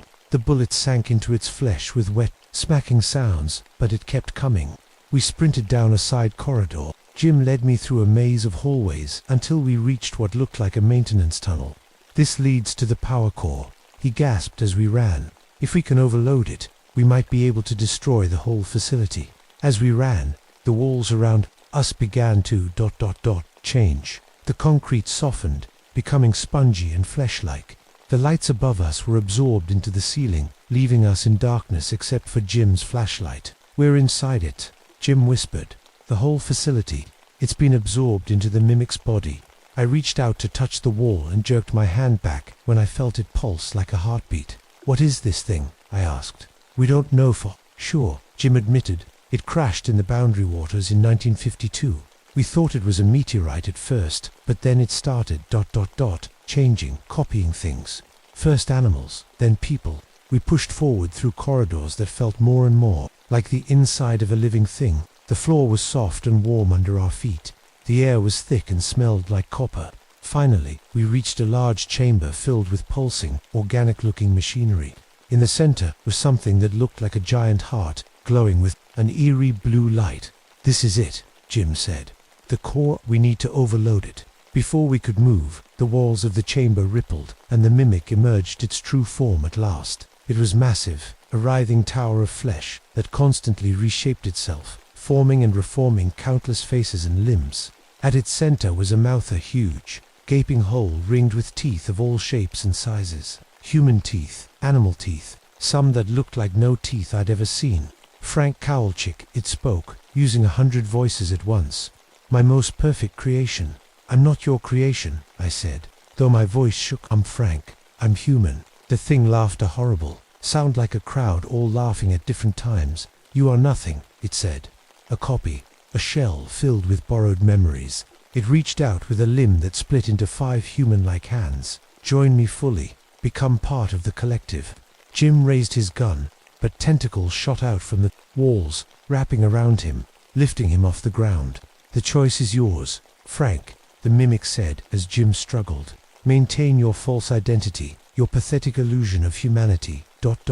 or merge with us and know true power." "Don't listen to it," Jim shouted. "It needs you to give in willingly. That's why it created you with self-awareness." The mimic squeezed, and Jim screamed in pain. I looked around desperately for a weapon, anything I could use. On a control panel nearby, I saw a switch marked Emergency Purge. The mimic must have seen where I was looking. "That won't work," it said. "This facility is mine now. Everything here is part of me." But something clicked in my mind, something from my military training, or Frank's training. It didn't matter anymore. "If this place is part of you," I said slowly, "then you have a weakness. You can only maintain so many forms at once before you lose focus." I remembered what I'd seen in the security monitors. Dozens of copies gathered around the facility. "You're stretched too thin," I continued. "Too many copies to control." The mimic's massive form seemed to shudder. "I am limitless," it insisted, but I could hear uncertainty in its voices. I had an idea, desperate one. "If I'm just a copy," I said, "then make more of me. Show me how powerful you are. Make 100 francs." The creature hesitated. "Why would you ask for that?" "I want to see," I said. "I want to understand what you are."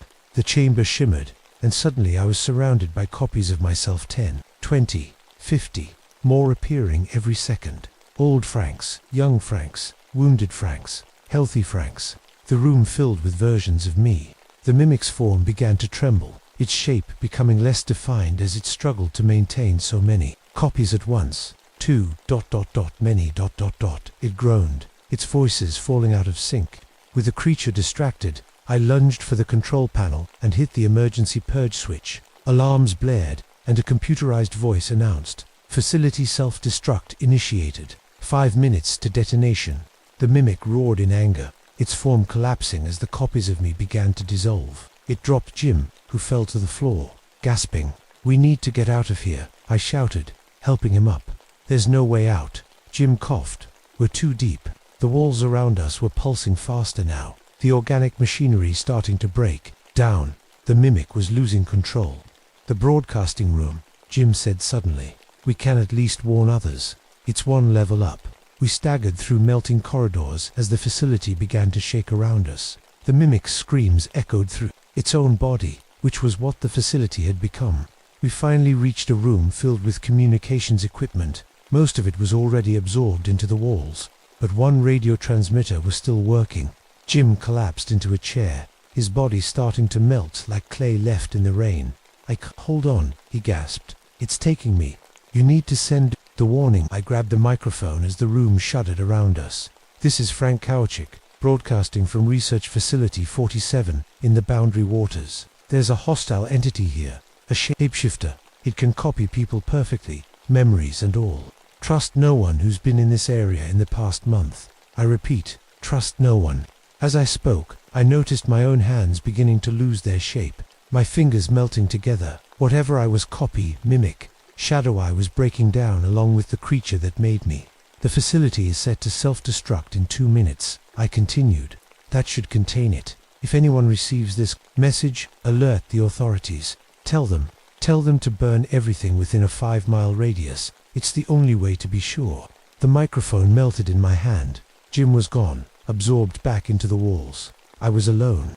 As the facility began to collapse around me, I had one last thought. Was I really Frank Kowalczyk? Or was I just a copy, a shadow of a man who died days ago?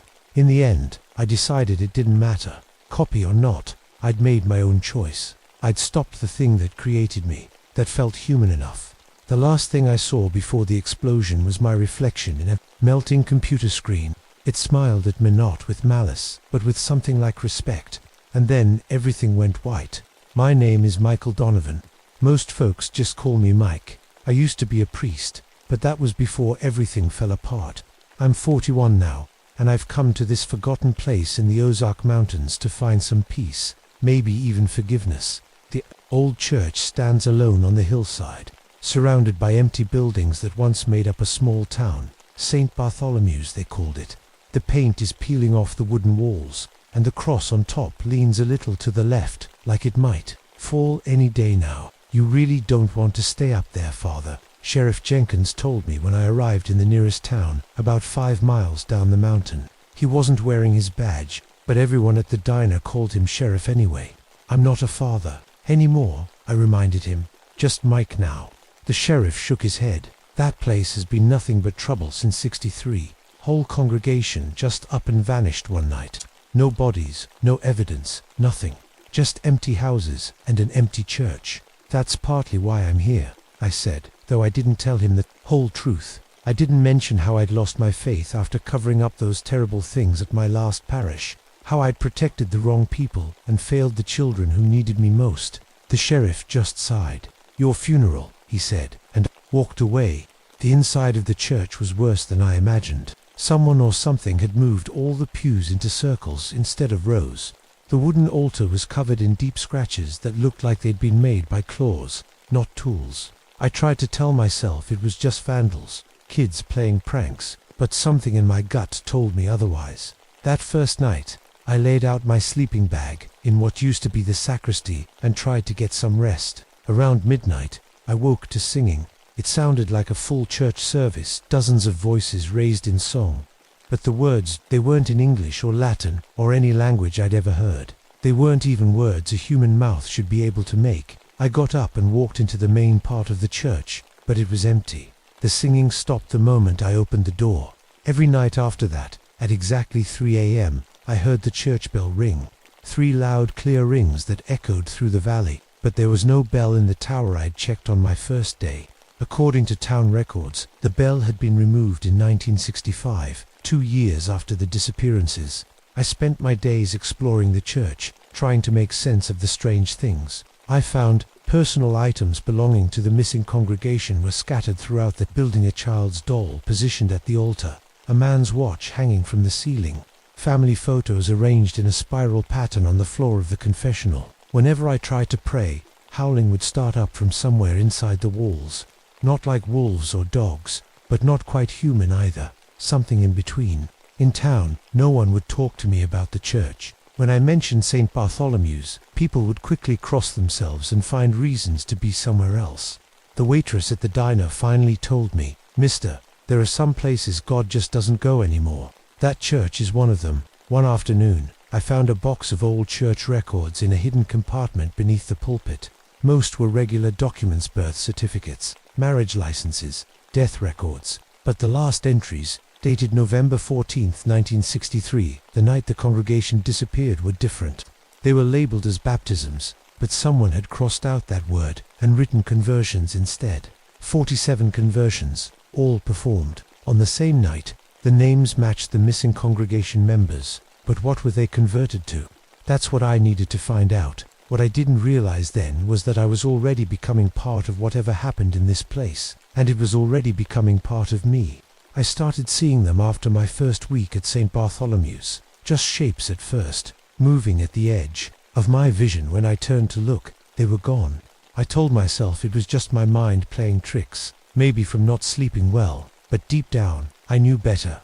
I'd be reading by lamplight, and a shadow would slide across the wall, not cast by anything I could see, or I'd be cleaning up the church, trying to make it feel more normal, and I'd feel eyes on me. When I looked, I'd catch just a glimpse of something ducking behind a pew or slipping round a corner. My dreams got worse too. Every night, I saw the missing people from the church. I'd never met them, but somehow I knew their faces.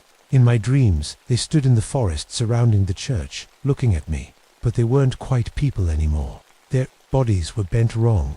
Their eyes reflected light like animals, and their mouths had too many teeth. I'd wake up sweating, heart pounding, and sometimes I'd find things had changed in the church while I slept. The first time it happened, I found a dead rabbit on the altar. It was fresh, still warm, arranged like an offering.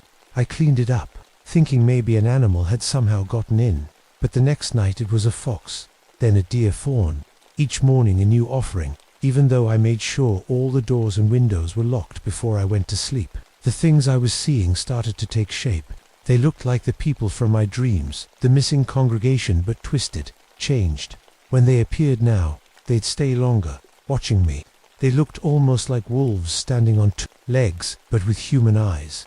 Eyes that knew me. "What do you want?" I shouted one night, after seeing 3 of them standing at the back of the church. They didn't answer with words.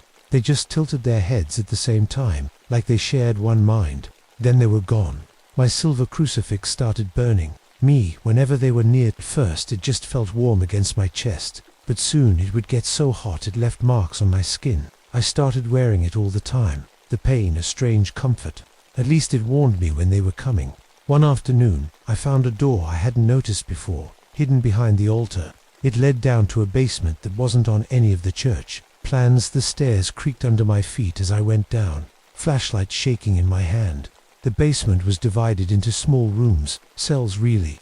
Each one had scratches on the walls and floors, some so deep they cut into the concrete.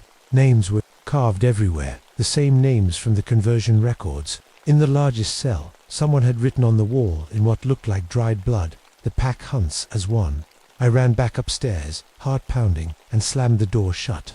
That night, I heard them again, but different this time. They were outside, circling the church, calling to each other. But the calls weren't animal howls anymore. They were prayers. The Lord's Prayer, Hail Mary, the Apostles' Creed, all twisted into something that sounded like hunting calls. I pressed my hands over my ears, but I could still hear them. Their voices got inside my head somehow. And worse, part of me wanted to answer them. Part of me wanted to join in. That's when I realized the truth. These things, this pack, they weren't just haunting the church. They were trying to finish something they'd started back in 1963, some kind of ritual. And somehow, I was the key to completing it. I thought about running away that night, just grabbing my few belongings and heading down the mountain. Never looking back, but something held me there.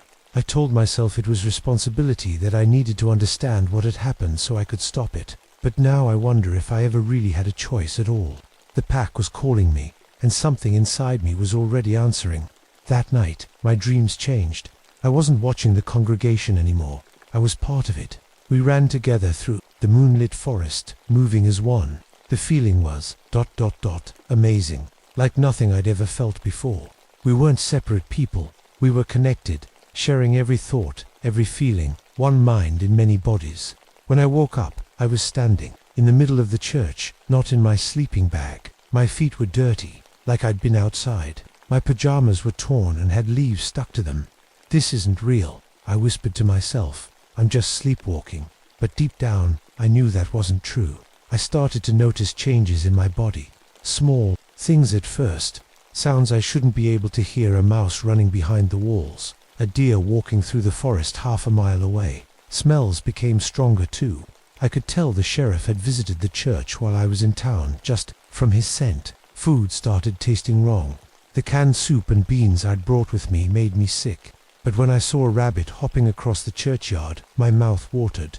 I caught myself thinking about how it would taste raw. What's happening to me? I asked my reflection in a dusty mirror.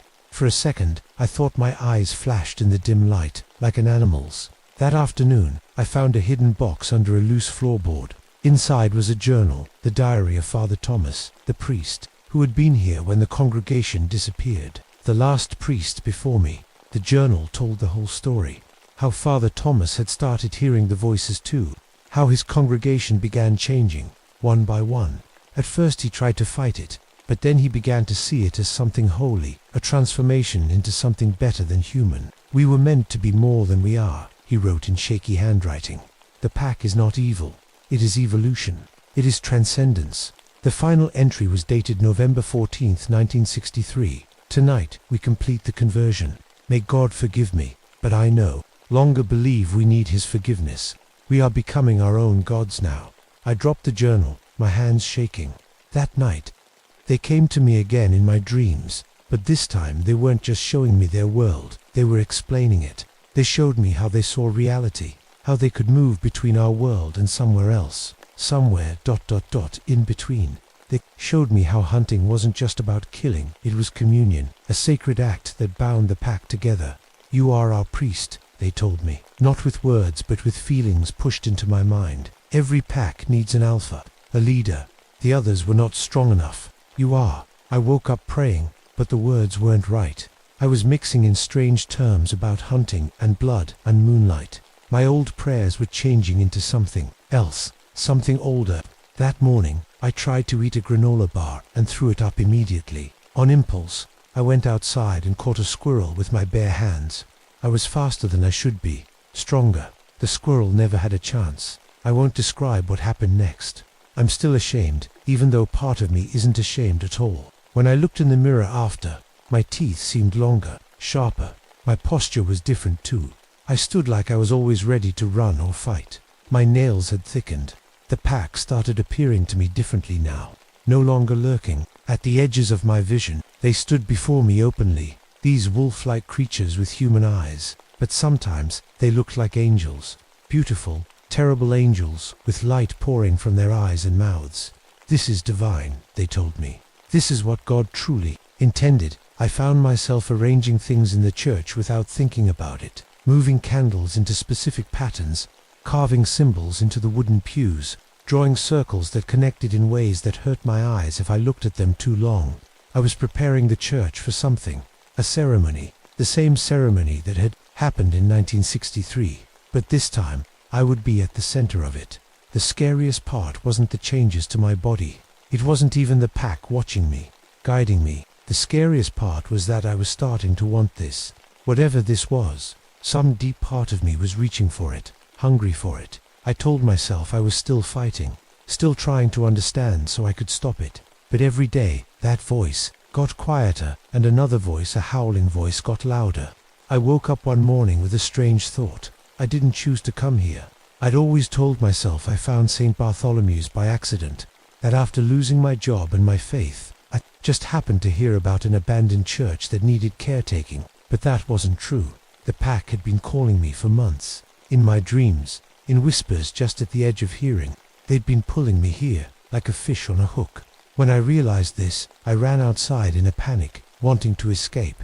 But as I reached the edge of the churchyard, pain shot through my body so bad I fell to my knees. It felt like my blood was on fire. I couldn't leave. I was already tied to this place. That night, they showed themselves fully, not just glimpses or dream visions. They stood in the church, filling every pew, their bodies a strange mix of human and wolf. I recognized their faces from the old photographs, the missing congregation. "What do you want from me?" I asked, my voice shaking. One stepped forward, a tall figure that might once have been a man. When it spoke, its voice was rough, like it hadn't used human words in a long time. "We are the same," it said. "You and us, lost, abandoned, looking for something more." "I'm nothing like you," I said. But even as the words left my mouth, I knew they weren't true. "Your faith was already broken," another one said. "This one, smaller, maybe once a woman. The children you failed to protect. The lies you told to shield the guilty. Your God had already left you. They knew everything. The abuse I'd covered up at my last parish. The way I'd chosen the church's reputation over the safety of children. My greatest shame. That was you," I whispered. "You made me do that." The tall one shook its head. "We only opened the door. You walked through it.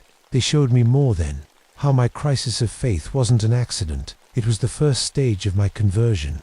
The pack had been watching me, testing me, preparing me. We need a priest," they said. "A leader. The others before you weren't strong enough." "Others?" I asked. They showed me visions of other priests who had come to St. Bartholomew's over the years, all drawn here like I was, all thinking they could reclaim the church, banish whatever lived here. All of them failed. All of them became part of the pack. "What are you?" I asked, though I was afraid I already knew the answer. "We are what comes next," they said. "Not demon, not angel. The next step." They weren't lying. I could feel the truth of it in my changing body. They weren't some evil to be banished. They were evolution. Humanity becoming something new. Something that didn't need the old rules or the old gods. The nightmares I'd been having weren't just dreams. They were memories, the pack sharing their experiences with me, teaching me. "The town knows," I said suddenly, understanding. "They've always known." The pack nodded as one. "They feed us," the tall one said. "Send us priests when we need them. We leave them alone in return." I thought about Sheriff Jenkins' warning, how quickly people changed the subject when I mentioned the church. They weren't just scared, they were complicit. "I can still stop this," I said, but there was no confidence in my voice. The pack laughed then, a terrible mix of human laughter and animal howls. "It's already too late," they said. "The change has begun. Complete it or die. There is no third choice." To prove their point, they showed me what I'd become in the past weeks. My teeth were fully changed now, sharp canines made for tearing meat. My nails had become claw-like. My eyes reflected light in the darkness, like a wolf's. I wasn't human anymore, but I wasn't one of them yet either. I was caught in between, and that in-between place was slowly killing me. "Why me?" I asked, a tear rolling down my face. "Why did you choose me?" "We didn't," they said. "The church did." That's when I understood the final truth. The church itself was alive somehow. Not just a building, but a prison, a cage built to contain the pack. But every cage needs a key, and the key was a priest, someone to complete the ritual that would either lock the cage forever or open it completely. The pack had been trapped here since 1963, caught between our world and somewhere else. They needed me to set them free, and part of me, a growing part, wanted to do just that. The pack gave me one day to decide. Join them willingly and lead them into the world, or fight them and die. I spent that day alone in the church, thinking, praying, though I wasn't sure who or what I was praying to anymore. As the sun set, I looked at myself in the mirror one last time. I barely recognized the person, the thing staring back at me. My eyes were yellow now. My teeth wouldn't fit right in my mouth. When I got angry or scared, my hands curled into claws without me even trying. That's when I knew what I had to do. If I joined them, the pack would spread. They'd convert others, build a bigger pack, towns, cities, maybe the whole world eventually. If I died fighting them, they'd just wait for the next priest to come along. There was only one way to stop this for good. I had to destroy the church while they were fully in our world. Trap them here, then end it. I gathered everything that would burn hymenals, wooden crosses, old curtains, altar cloths. I soaked it all in the lamp oil I'd been using. I worked quickly, knowing the pack would sense what I was doing. The hard part wasn't setting up the fire. The hard part was fighting what I was becoming. Every cell in my body screamed at me to stop, to join my new family. My pack. They're not your family, I told myself. Remember who you are. Remember what you came here to do. I'd come to seek redemption for my failures, for the children I didn't protect. This was my chance to finally do something right. Night fell. At midnight, the pack began to gather. They flowed into the church like shadows coming to life, filling every space, watching me, waiting. Have you decided, priest? The tall one asked. I nodded, trying to look defeated. I'll join you. I'll lead the pack. They growled in approval and began to form a circle around me. The ritual was beginning. But first, I said, I need to confess my sins, one last time. They didn't like that, but something about the old traditions still held power over them. They let me approach the altar. I knelt, bowed my head, and began to recite the old prayers. As I did, I slipped my hand into my pocket, where I kept a book of matches. Forgive me, Father, for I have sinned, I whispered. Then I struck the match and dropped it on the oil-soaked pile beneath the altar. The fire caught immediately, racing along the trails of oil I'd laid. The pack howled in rage and fear. They tried to run, but I'd blocked the doors with heavy pews. Some tried to phase away, to slip into that other dimension they came from, but they couldn't while they were fully manifested here. They turned on me then, their human faces twisting into something feral and monstrous. I fought them as best I could, but there were too many. Claws tore at my flesh.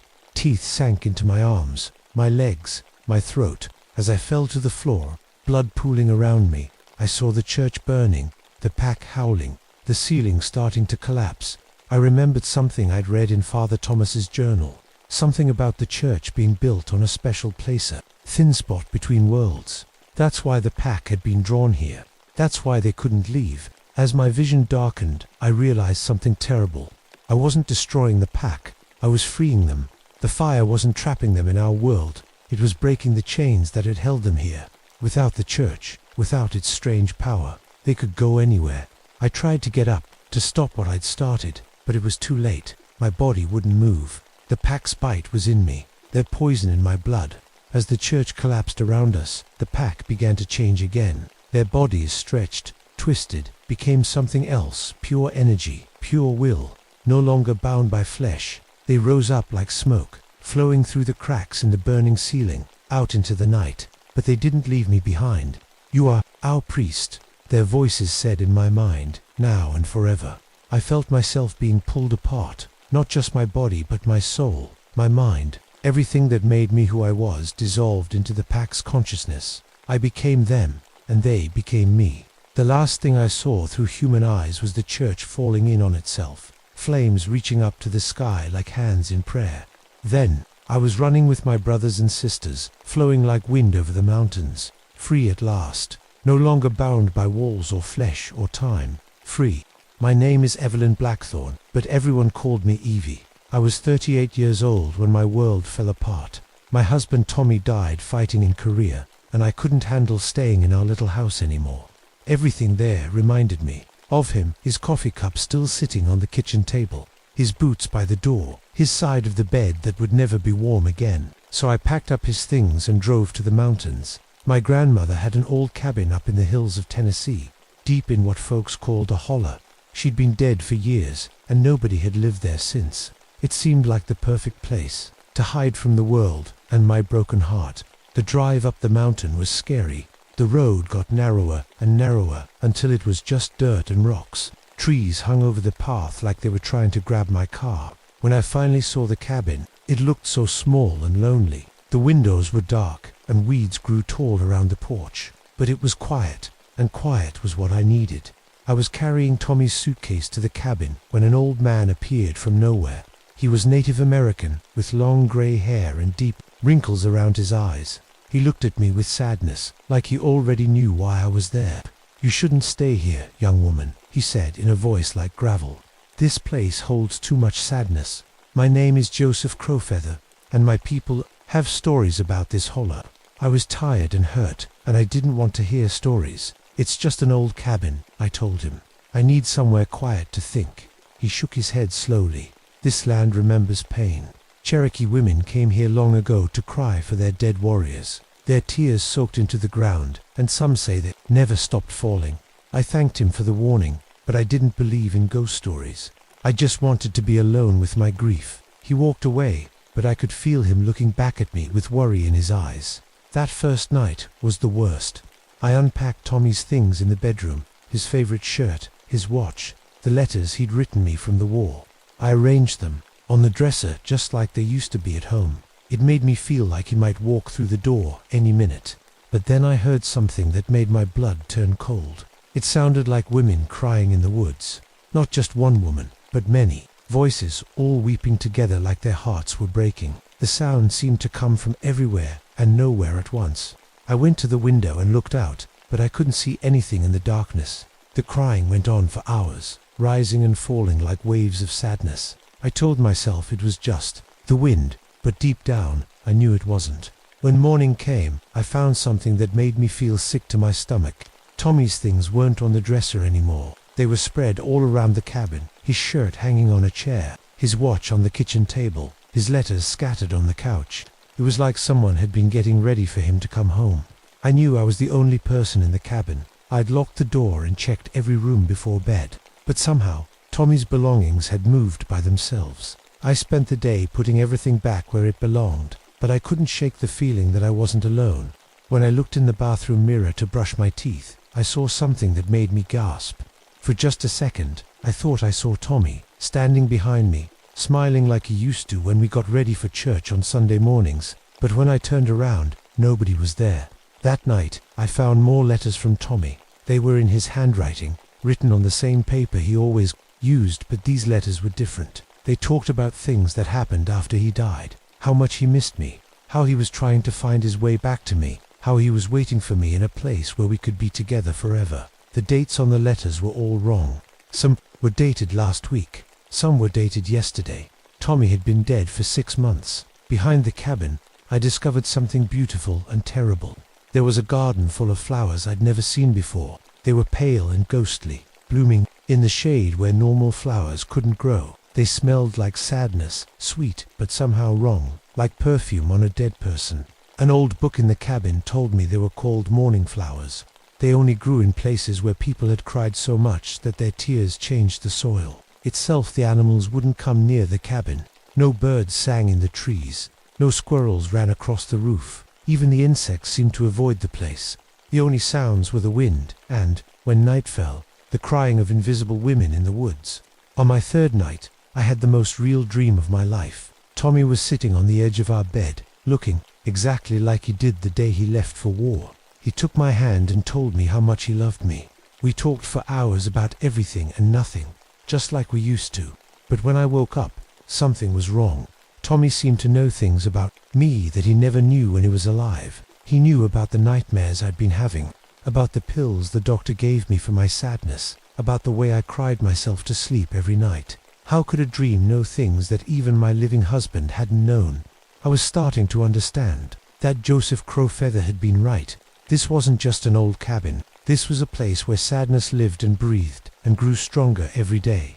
And somehow, my grief was feeding something hungry in the darkness. But I couldn't leave.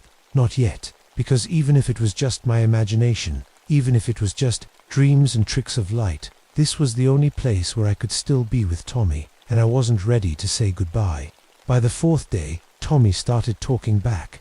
I was making coffee in the kitchen when I heard his voice behind me. "Morning, honey. You remembered to make it strong, just how I like it." I spun around so fast I almost dropped the pot. There he was, sitting at the little wooden table, wearing his favorite blue shirt. He looked exactly like he did the morning. He left for Korea young and handsome, with that crooked smile that always made my heart skip. "Tommy," I whispered. He tilted his head, studying my face. "You look tired, Evie. You haven't been sleeping well, have you? I know about the nightmares. I know about the pills you hide in the bathroom cabinet." My hands started shaking. Tommy never knew about the pills. I'd started taking them after he died, when the sadness got so heavy I couldn't get out of bed. But here he was, talking about them like he'd watched me take them every night. "How do you know about that?" I asked. He just smiled and reached for my hand. His fingers felt real and warm. "I know everything about you now, Evie. every tear you've cried, every lonely night, every time you've called my name in the dark. We sat there holding hands, and for a few minutes, everything felt normal. We talked about little things, the weather, the flowers in the back garden, how the cabin needed fixing up. It was just like old times. But then I blinked, and he was gone. I was sitting alone at the table, holding empty air. That's when I started to worry about my mind. The next morning, I woke up with blood on my hands. Not a lot, just small spots on my palms and wrists. They didn't hurt, but they wouldn't stop bleeding. When I looked closer, I saw they were in the exact same places where Tommy had been shot. I'd seen the army doctor's report. Tommy had been hit in the chest and arm. Now I had matching wounds, like someone had poked me with pins while I slept. I bandaged them up and tried to forget about it. But throughout the day, more spots appeared, on my chest, on my shoulder. Tiny holes that bled but didn't hurt, each one matching where Tommy had been wounded. That afternoon, I walked through the cabin and noticed something impossible. The rooms were different. The living room was arranged exactly like our old house back home. The couch in the same spot, the lamp on the same table, even the same magazines on the coffee table. But I hadn't moved anything. I'd barely unpacked. It was like the cabin was trying to become our old home, piece by piece. Tommy appeared again that evening while I was cooking dinner. This time he stayed longer. We ate together, and he asked about my day. He knew I'd been collecting herbs in the woods. He knew I'd cried while reading his old letters. He knew things no one else could possibly know. "I've been watching you," he said softly. "Even when you can't see me, I'm here. I'll always be here." After dinner, we sat on the porch in the old rocking chairs. Tommy told me stories about other women who'd lived in the holler. Sarah Mackenzie, who lost her husband in the Civil War and came here to mourn. Mary Youngbird, a Cherokee woman who'd cried herself to death after her son was killed by soldiers. Dozens of women, all drawn to this place by their grief. "They're still here, you know," Tommy said, pointing to the dark woods. "Sometimes at night, you can hear them crying together. They understand your pain, Evie. They want to help you." I wanted to ask how he knew all this, but I was afraid of the answer. The bleeding got worse that night. I woke up with my nightgown soaked red. But when I looked in the mirror, I saw something that made me scream. Tommy was standing behind me again, but this time I could see him clearly. He looked pale and sad, with dark circles under his eyes. "Don't be afraid," he said. "We're connected now. Your pain is my pain. Your blood is my blood." I turned around, but he wasn't there, only in the mirror. Days started blending together after that. Sometimes I'd have whole conversations with Tommy, and he'd feel completely real. We'd eat meals together, work in the garden together, sit by the fire at night, just like we used to. But then I'd catch myself talking to empty air, eating alone, doing all the work by myself. I started losing time. I'd be washing dishes in the morning. Then suddenly it would be evening, and I'd be sitting in the bedroom, staring at Tommy's picture. Hours would disappear, and I couldn't remember what I'd done. Tommy began showing me things that made my heart ache with hope. He'd take my hand and we'd be back in our old house, planning our future. He'd show me the children we might have had, the trips we might have taken, the life we might have lived if the war hadn't taken him away. "This could be real," he whispered. "There are ways to make it real, places where the living and the dead can be together forever." These visions felt more real than my actual memories. In them, I wasn't sad or broken. I was happy, complete, loved. When they ended and I was back in the cabin alone, the loneliness hit me like a physical blow. My reflection in the mirrors started changing. I looked older, grayer, like the life was draining out of me. My hair was turning white at the roots. My skin was getting thin and pale. But I felt fine, better than fine, when Tommy was with me. One morning, I found myself kneeling in the back garden, my hands covered in dirt. I'd been planting something, but I couldn't remember what. Tommy was kneeling beside me, and he looked proud. "The morning flowers need tending," he said. "They feed on sorrow, just like we do now." I looked down at my hands. Under my fingernails was dark, rich soil that smelled like tears and old sadness. The flowers around us were blooming bigger and brighter, their pale petals almost glowing in the morning light. "Just like we do now," I repeated. "What do you mean?" But when I looked up, Tommy was gone again. I was alone in the garden, kneeling in dirt I didn't remember digging, surrounded by flowers that shouldn't exist.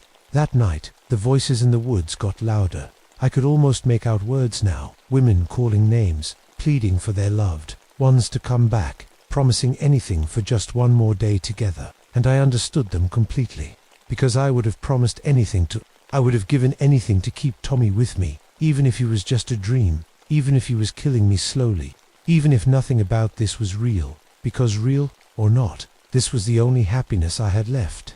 On the 10th day, Tommy made me an offer I almost couldn't refuse. I was sitting by the fireplace, watching the flames dance, when he appeared beside me. This time he looked different, more solid, more real than ever before. He took my hands in his, and I could feel every line in his palms. "Evie," he said softly, "what if I told you we never had to be apart again?" My heart jumped. "What do you mean?" "There are women here who chose love over everything else. They gave up their old lives to be with their husbands forever. Sarah Mackenzie, Mary Youngbird, dozens of others. They're still here, still with the men they loved." He gestured toward the dark woods outside. "They found a way to stay together.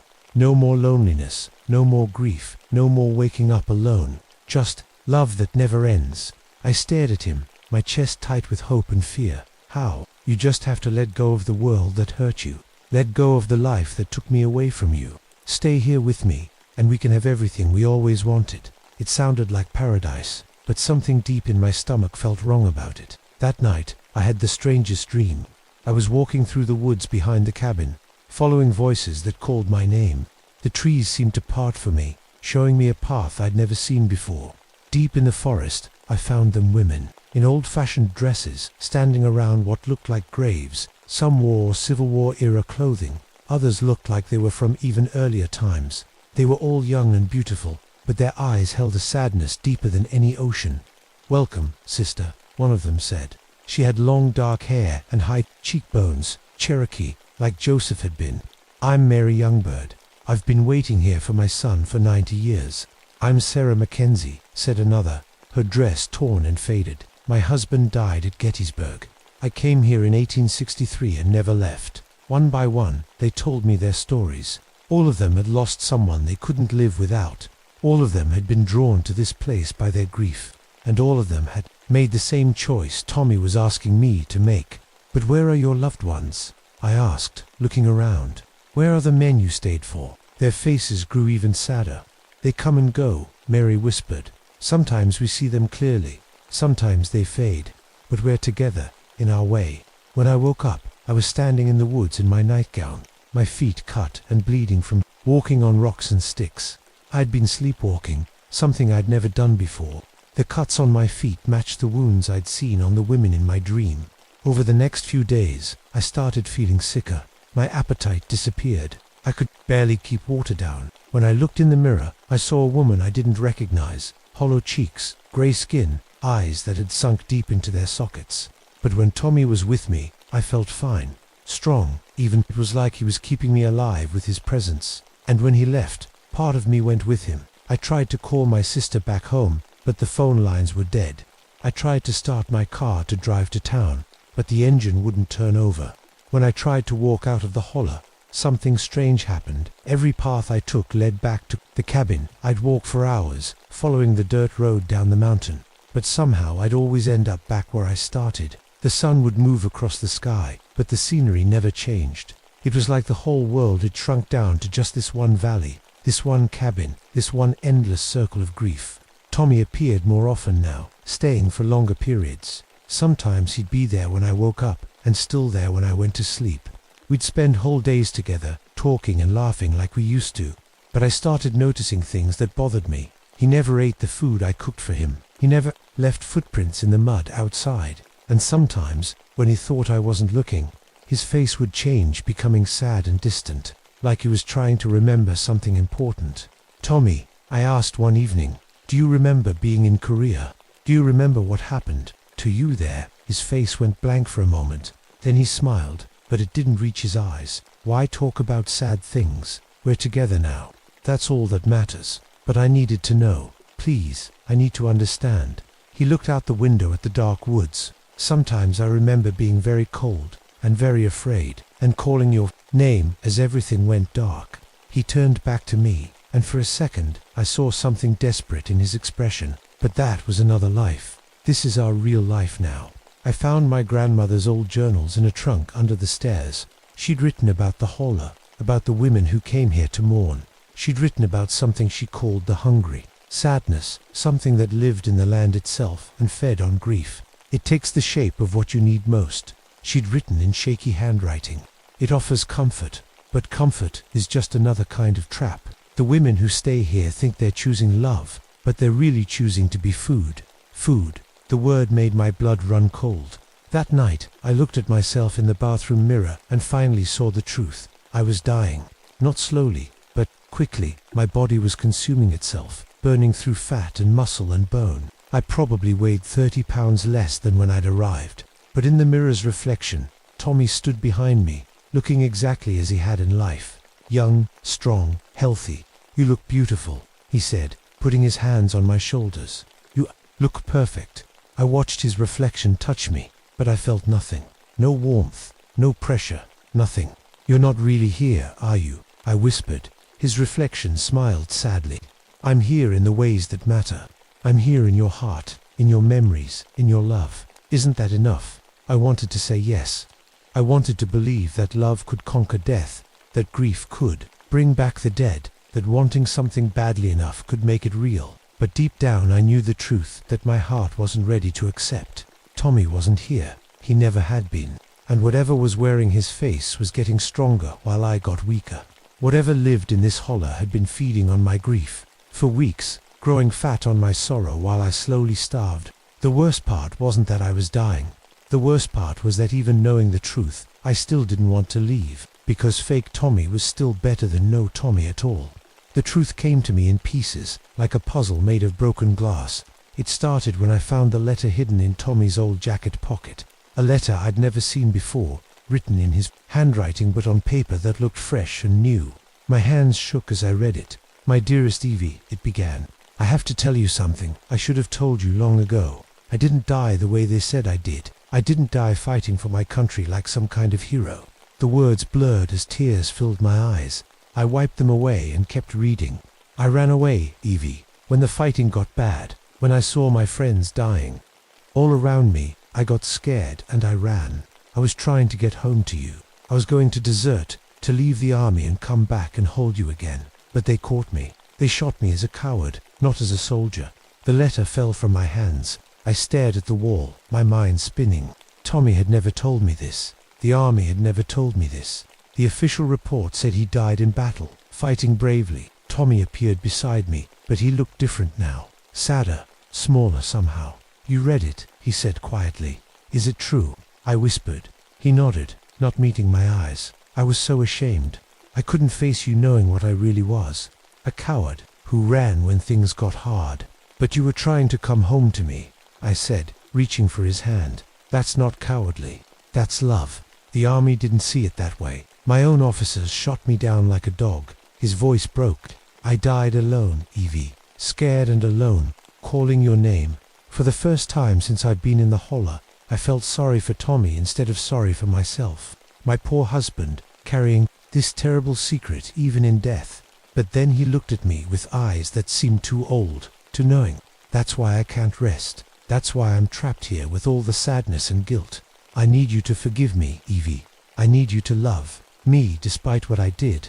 "I do forgive you," I said immediately. "I do love you. Then stay with me. Be my anchor in this world. Help me hold on to what's left of who I used to be." Something about the way he said anchor made my skin crawl. I remembered my grandmother's journal, the words about the hungry sadness that fed on grief. That night, I dreamed I was talking to Joseph Crowfeather. He was sitting by the fire in the cabin, looking at me with those sad, wise eyes. "The thing you're talking to isn't your husband," he said gently. "It's the sadness of this place, wearing his face like a mask. Your husband's spirit is trapped here, yes, but not in the way you think." "I don't understand," I said in the dream. "The hungry sadness feeds on grief, but it needs something to anchor it to our world. It uses the spirits of the dead as bait, trapping them in cycles of guilt and shame. Your husband can't move on because his spirit is being used to catch other grieving souls." I woke up with a gasp. The fire in the fireplace had died down to embers, and the cabin felt colder than it ever had before. "Just a dream," I whispered to myself.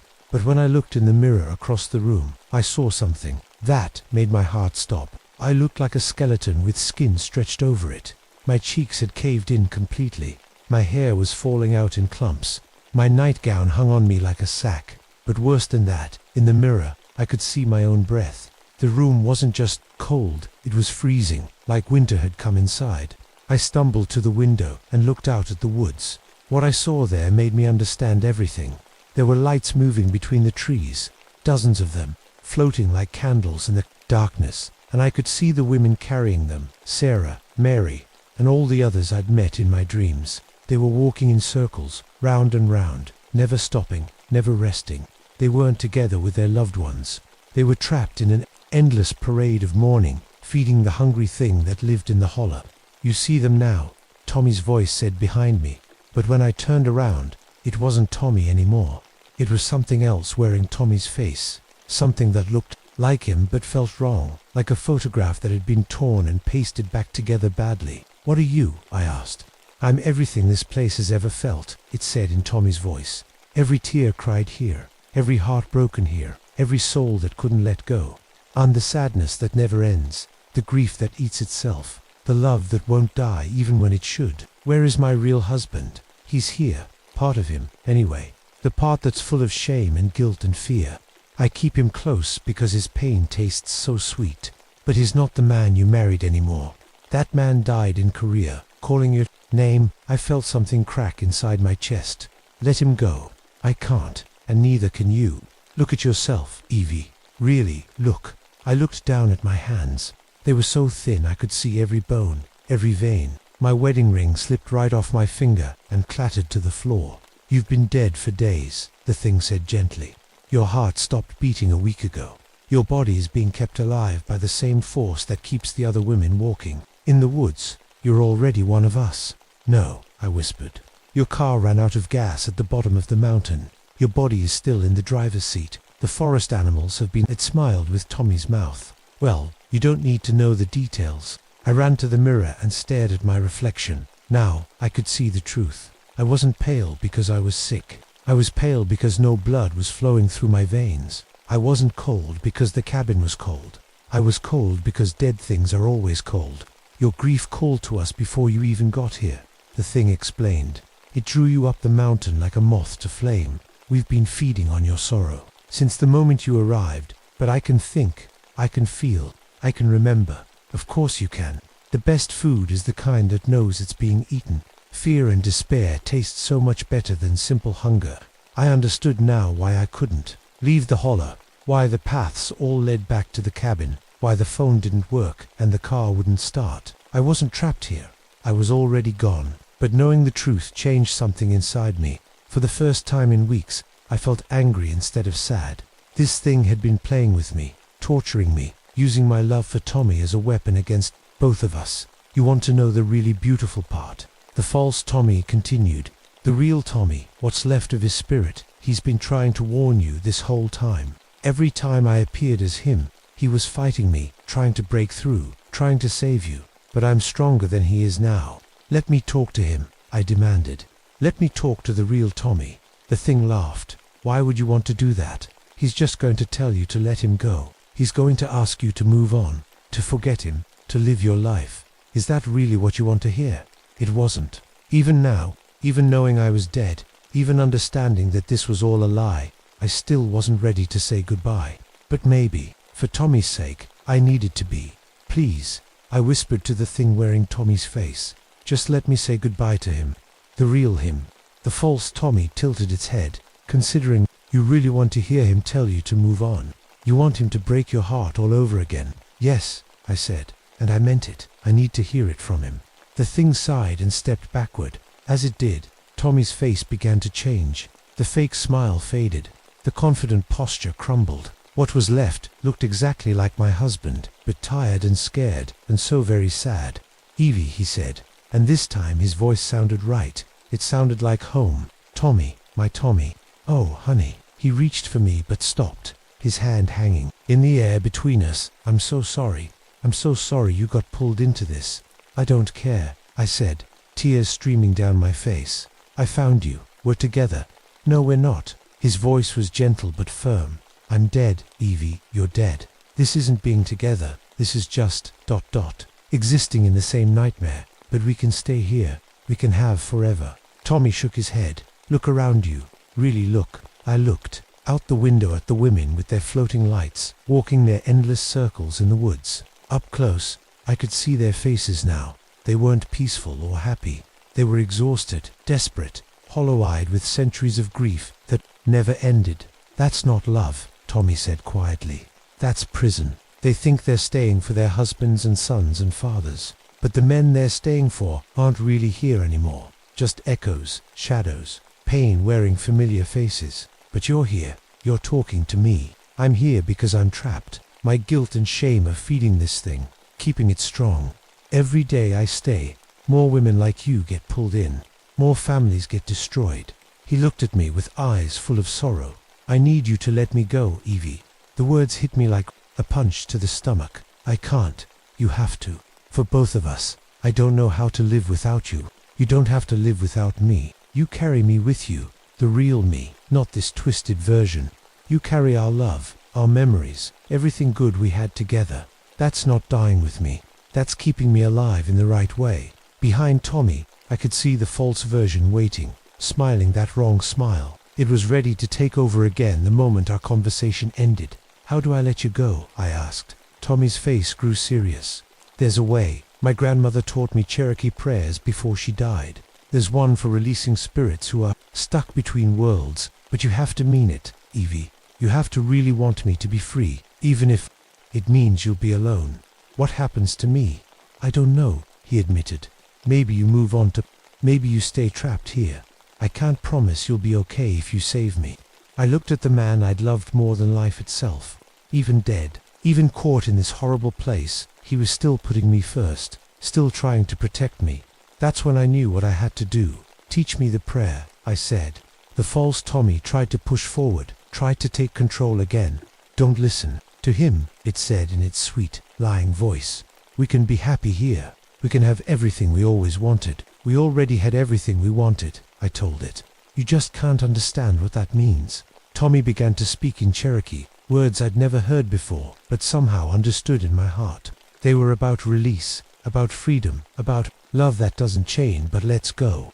As I repeated the words, the cabin began to shake. The walls cracked. The windows rattled.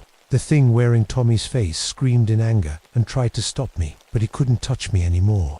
The real Tommy was protecting me, using the last of his strength to shield me from the hungry sadness. Evie, Tommy said, his voice growing faint. I need you to know something. I never regretted trying to come home to you. Even knowing how it ended, I'd make the same choice. Love made me brave enough to try. I love you, I whispered. I love you too, always will. But now you have to love yourself enough to let go. I finished the prayer, speaking the final words with all the strength I had left. The moment I did, everything changed. The false Tommy dissolved like smoke in the wind. The cabin walls fell away. The oppressive darkness that had covered the hollow lifted like fog burning off in the morning sun. Tommy stood before me one last time, looking exactly like he had on our wedding day, young and handsome and full of hope. But he was fading, becoming transparent like sunlight through water.